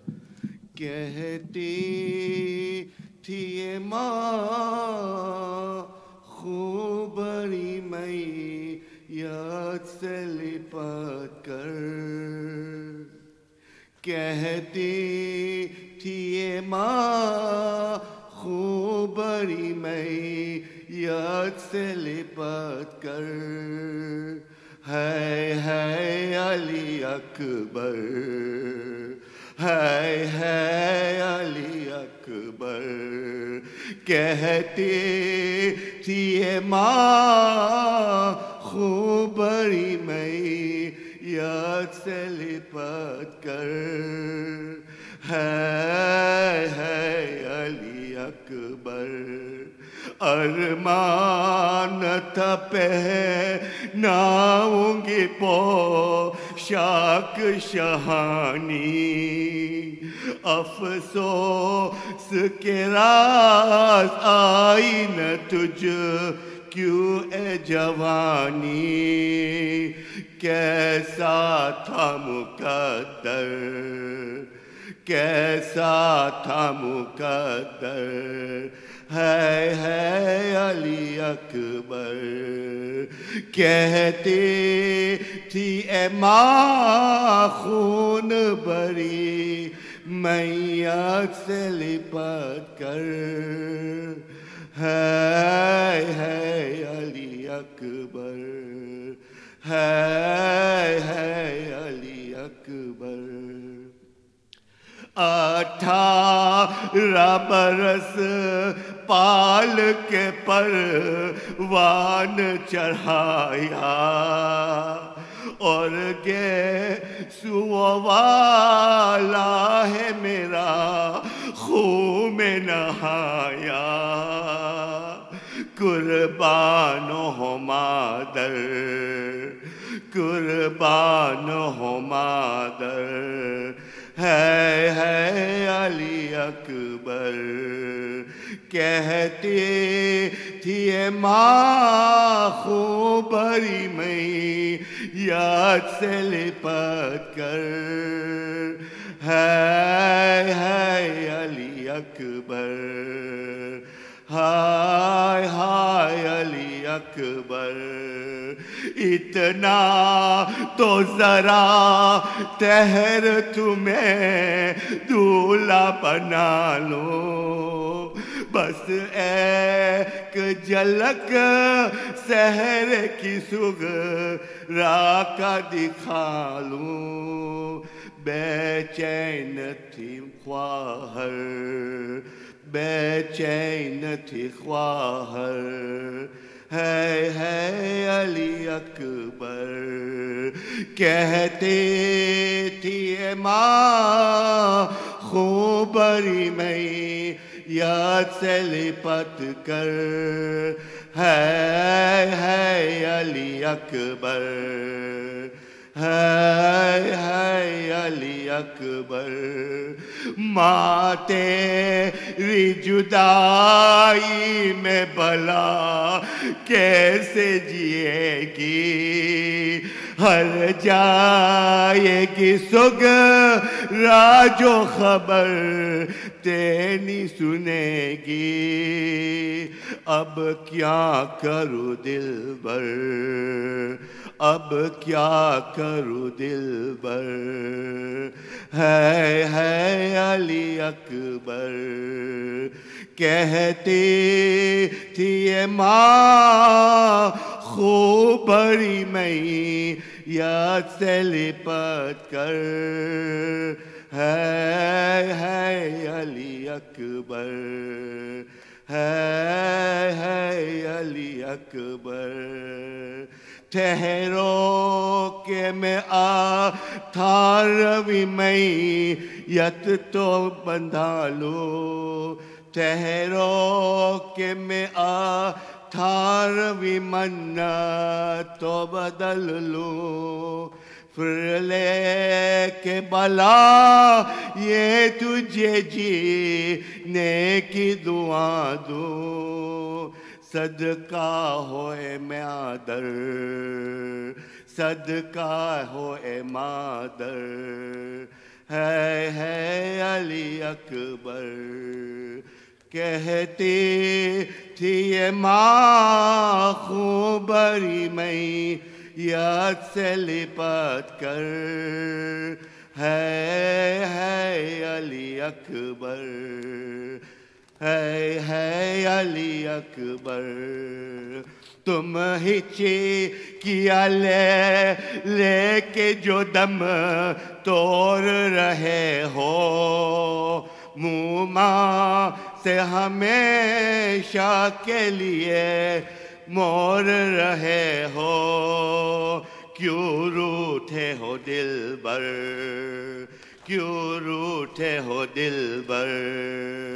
ہے علی اکبر کہتی تھی یہ ماں خوبری میت سے لپٹ کر ہے علی اکبر ہے علی اکبر تم ہی کیا لے کے جو دم توڑ رہے ہو موما سے ہمیشہ کے لیے موڑ رہے ہو کیوں روٹھے ہو دلبر کیوں روٹھے ہو دلبر ہے علی اکبر کہتی تھی یہ ماں خوبری میت سے لپٹ کر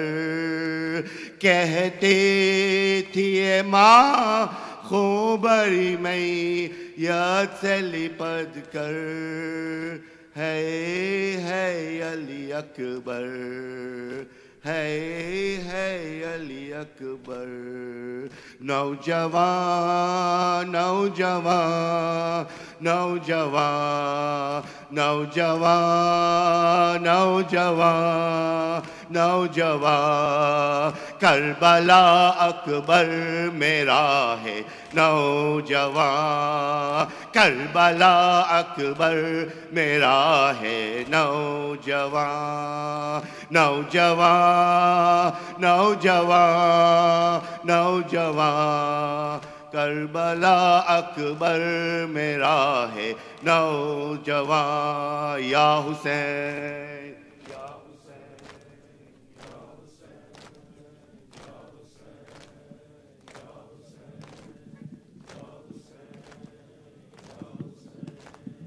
یا حسین یا حسین یا حسین اکبر کا لہو شہ کی ابا تک پہنچ گیا اکبر کا لہو شہ کی ابا تک پہنچ گیا اکبر کا لہو شہ کی ابا تک پہنچ گیا اکبر کا لہو شہ کی ابا تک پہنچ گیا اکبر کا لہو شہ کی ابا تک پہنچ گیا دستار سے وہ ماں کی دستار سے وہ ماں کی ردا تک پہنچ گیا اکبر کا لہو شہ کی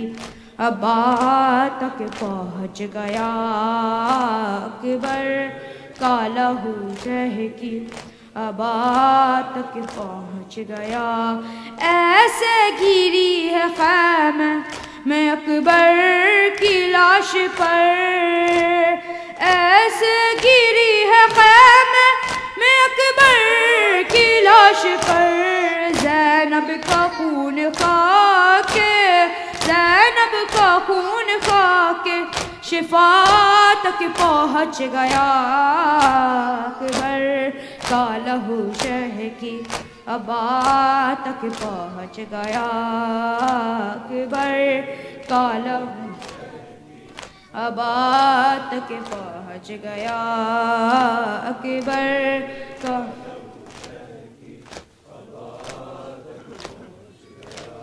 آواز رن سے آئی کہ بابا میں گر پڑا آواز رن سے آئی کہ بابا میں گر پڑا گرتا ہوا حسین گرتا ہوا حسین صدا تک پہنچ گیا اکبر کا لہو شہ کی ابا تک پہنچ گیا اکبر کا لہو شہ کی ابا تک پہنچ گیا اکبر کا لہو شہ کی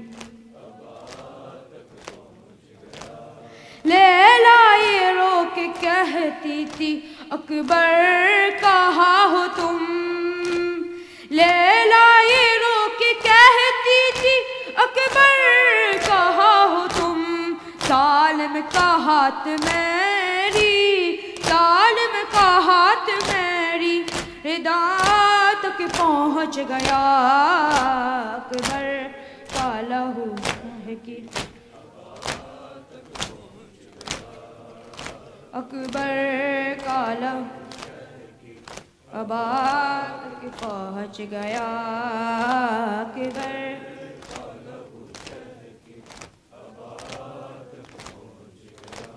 سینے میں نیزہ توڑ کے کہتا تھا یہ لعین سینے میں نیزہ توڑ کے کہتا تھا یہ لعین دیکھو حسین اپنی دیکھو حسین اپنی قضا تک پہنچ گیا اکبر کا لہو شہ کی ابا تک پہنچ گیا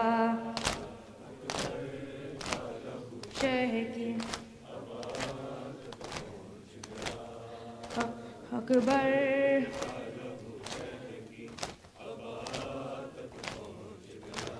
مولا ضعیف ہو گئے کچھ دیر میں مگر مولا ضعیف ہو گئے کچھ دیر میں مگر اکبر کا لاش آلے اکبر کا لاش آلے ابا تک پہنچ گیا اکبر کا لہو شہ کی ابا تک پہنچ گیا اکبر کا لہو شہ کی ابا دستار سے وہ ماں کی دستار سے وہ ماں کی ردا تک پہنچ گیا اکبر کا لہو شہ کی ابا تک پہنچ گیا اکبر کا لہو شہ کی ابا تک پہنچ گیا حسین یا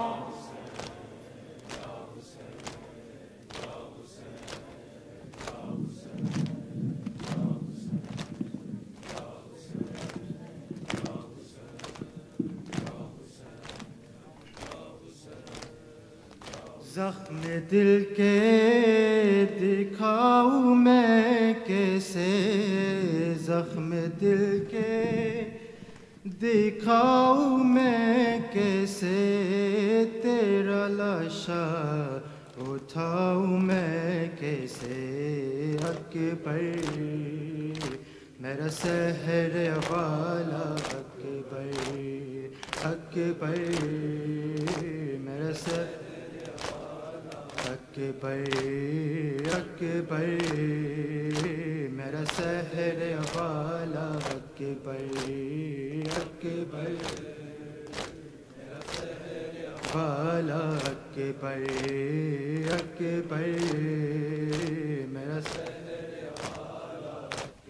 زخم دل کے دکھاؤں میں کیسے زخم دل کے دکھاؤں میں کیسے تیرا لاشا اٹھاؤں میں کیسے اکبر میرا سحر والا اکبر اکبر والا اکبر اکبر لاش اکبر پیشاں جب پہنچے دل کو ہاتھوں سے تام کر بولے تیری فرقت نے علی اکبر آگ دل میں میرے لگا دی ہے آگ دل کی بجھاؤں میں کیسے آگ دل کی بجھاؤں میں کیسے تیرا لاشا اٹھاؤں میں کیسے اکبر میرا سحر والا اکبر اکبر میرا سحر والا اکبر اکبر اکبر اکبر تو ہے خریل جوان ہے بیٹا باپ تیرا ضعیف ہے کتنا نور آنکھوں کا ہو گیا رخصت مجھ کو آتا نہیں نظر خیمہ لے کے خیموں میں جاؤں میں کیسے لے کے خیموں میں جاؤں میں کیسے تیرا لاشا اٹھاؤں میں کیسے اکبر میرا سحر والا اکبر اکبر میرا سحر والا اکبر اکبر میرا سحر والا اکبر اکبر میرا سحر والا اکبر اکبر میرا سحر جس نے 18 سال پالا تھا کیسے دیکھے وہ تیرا لاشا تیری شادی کا تاج سے ارمان کیسے جلے کہ وہ تیرا صدمہ تیری ماں کو بتاؤں میں کیسے تیری ماں کو بتاؤں میں کیسے تیرا لاشا اٹھاؤں میں کیسے اکبر میرا سحر والا اکبر اکبر میرا سحر والا اکبر اکبر میرا سحر والا اکبر اکبر دیکھ آیا ہے قاصد صغرا راہ تکتی ہے وہ دکھی بہنا تجھ کو بیمار نے بلایا ہے وعدہ صغرا کا کیوں بلا ڈالا غم یہ دل سے لگاؤں میں کیسے غم یہ دل سے لگاؤں میں کیسے تیرا لاشا اٹھاؤں میں کیسے اکبر میرا سحر والا اکبر اکبر میرا سحر والا اکبر اکبر میرا سحر والا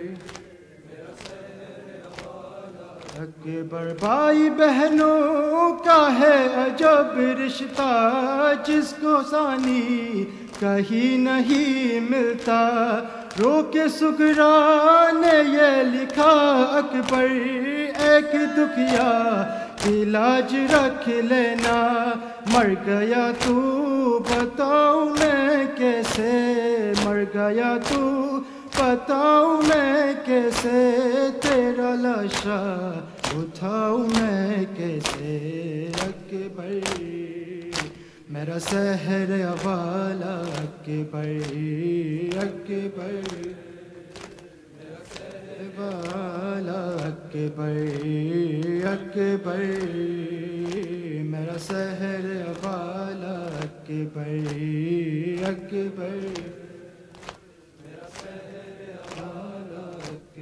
لطف جینے میں اب کہاں اکبر دل سے اٹھی ہے یہ فغا اکبر صبح عاشور تھی جو تو نے خور لائے تھی وہ عزا اکبر تیری صورت بلاؤں میں کیسے تیری صورت بلاؤں میں کیسے تیرا لاشا اٹھاؤں میں کیسے اکبر میرا سحر والا اکبر اکبر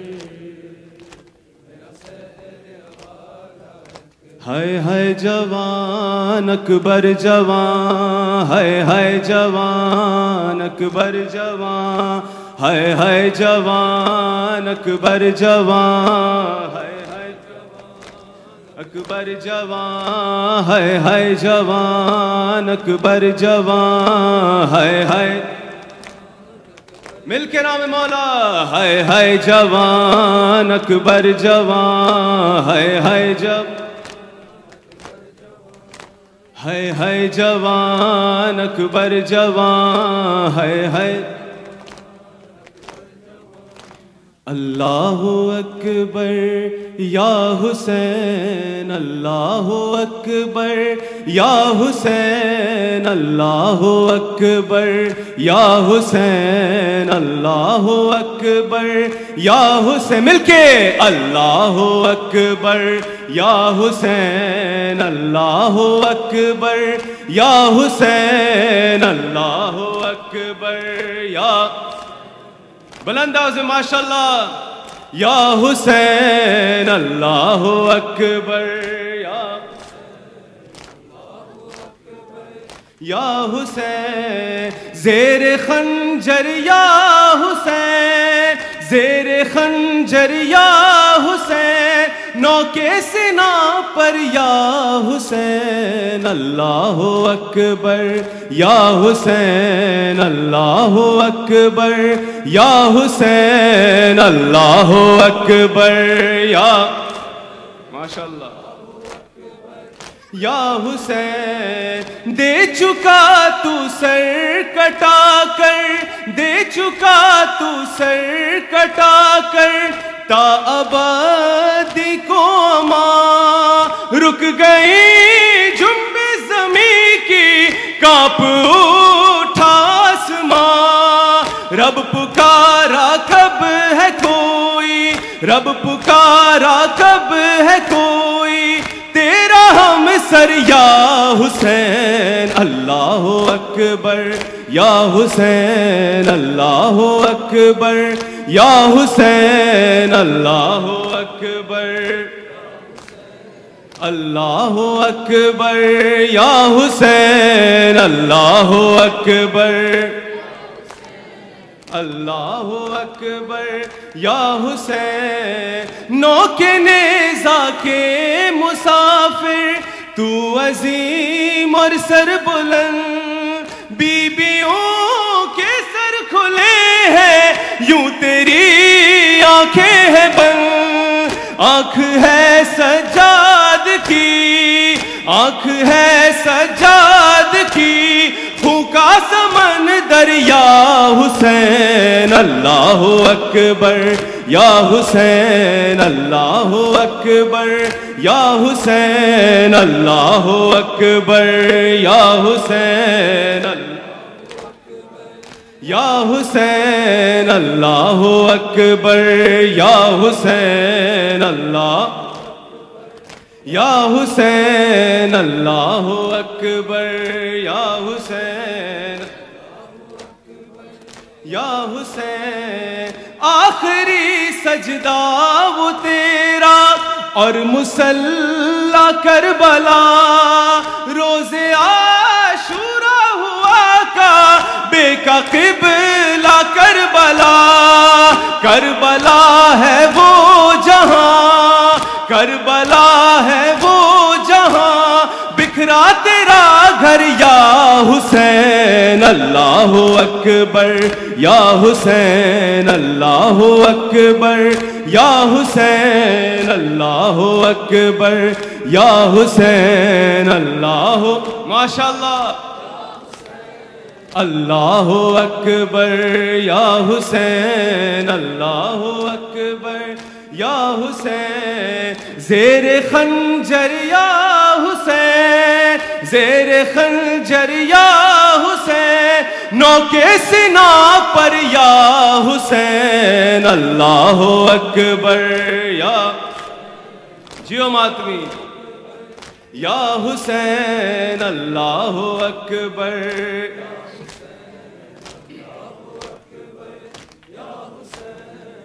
اس نے کس طرح سمیٹا قاسم نوشاہ کو اس نے کس طرح سے روکا لب پہ آخری آہ کو ایک ایک ٹکڑا پکارا ایک ایک ٹکڑا پکارا تھا بکھر کر یا حسین اللہ اکبر یا حسین اللہ اکبر یا حسین اللہ اکبر یا حسین یا حسین اللہ اکبر یا ماشاءاللہ اللہ اکبر یا حسین مل کے نام مولا اللہ اکبر یا حسین یہ اگر محشر نہیں ہے پھر بھلا محشر ہے کیا ہے کھلے سر بیت ظاہرہ یہ ہے محشر سے سوا غیر کی ہر ایک نظر ہے غیر کی ہر ایک نظر ہے مثل خنجر یا حسین اللہ اکبر یا حسین اللہ اکبر یا حسین اللہ اکبر یا حسین جیو ماتمی یا حسین اللہ اکبر یا حسین اللہ حسین اللہ اکبر یا حسین یا حسین اللہ اکبر یا حسین لحد میں عابد سے تیرے کیا سوال اور کیا جواب ساتھ رکھ والوں گا سرہانے میں نوح کی کتاب کچھ نہیں لکھا ہے لکھا کچھ نہیں لکھا ہے لکھا زندگی بھر یا حسین اللہ اکبر یا حسین اللہ اکبر یا حسین اللہ اکبر یا حسین اللہ حسین اللہ اکبر یا حسین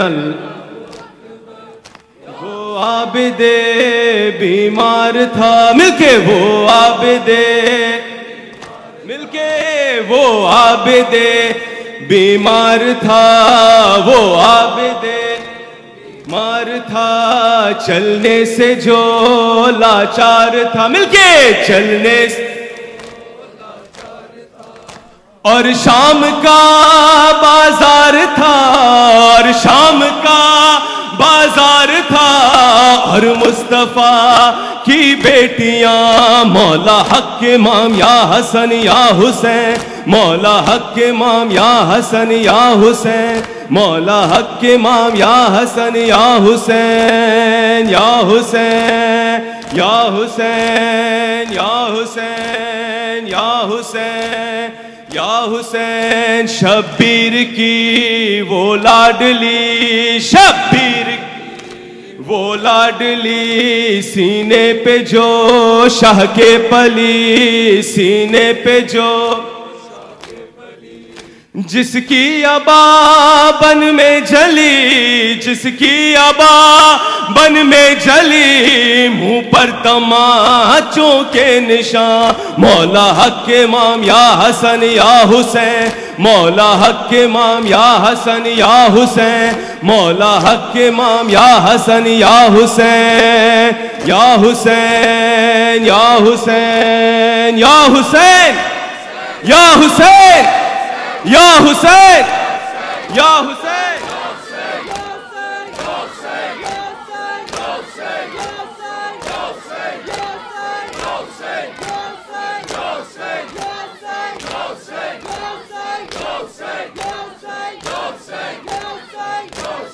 बर मोहम्मद वाले मोहम्मद बुलंदतर सलावत।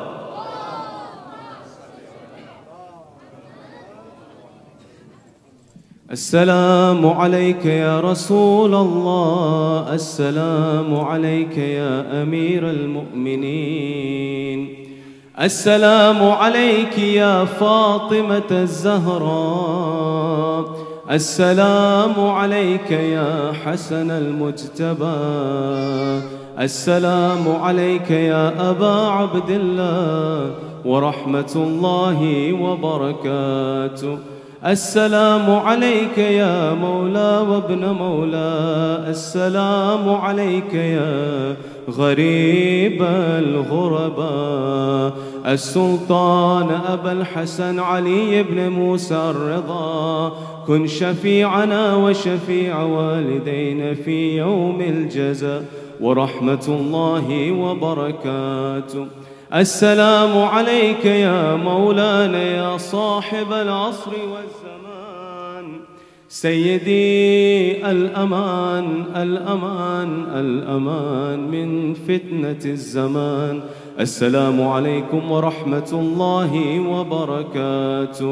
बिस्मिल्लाहिर रहमानिर रहीम।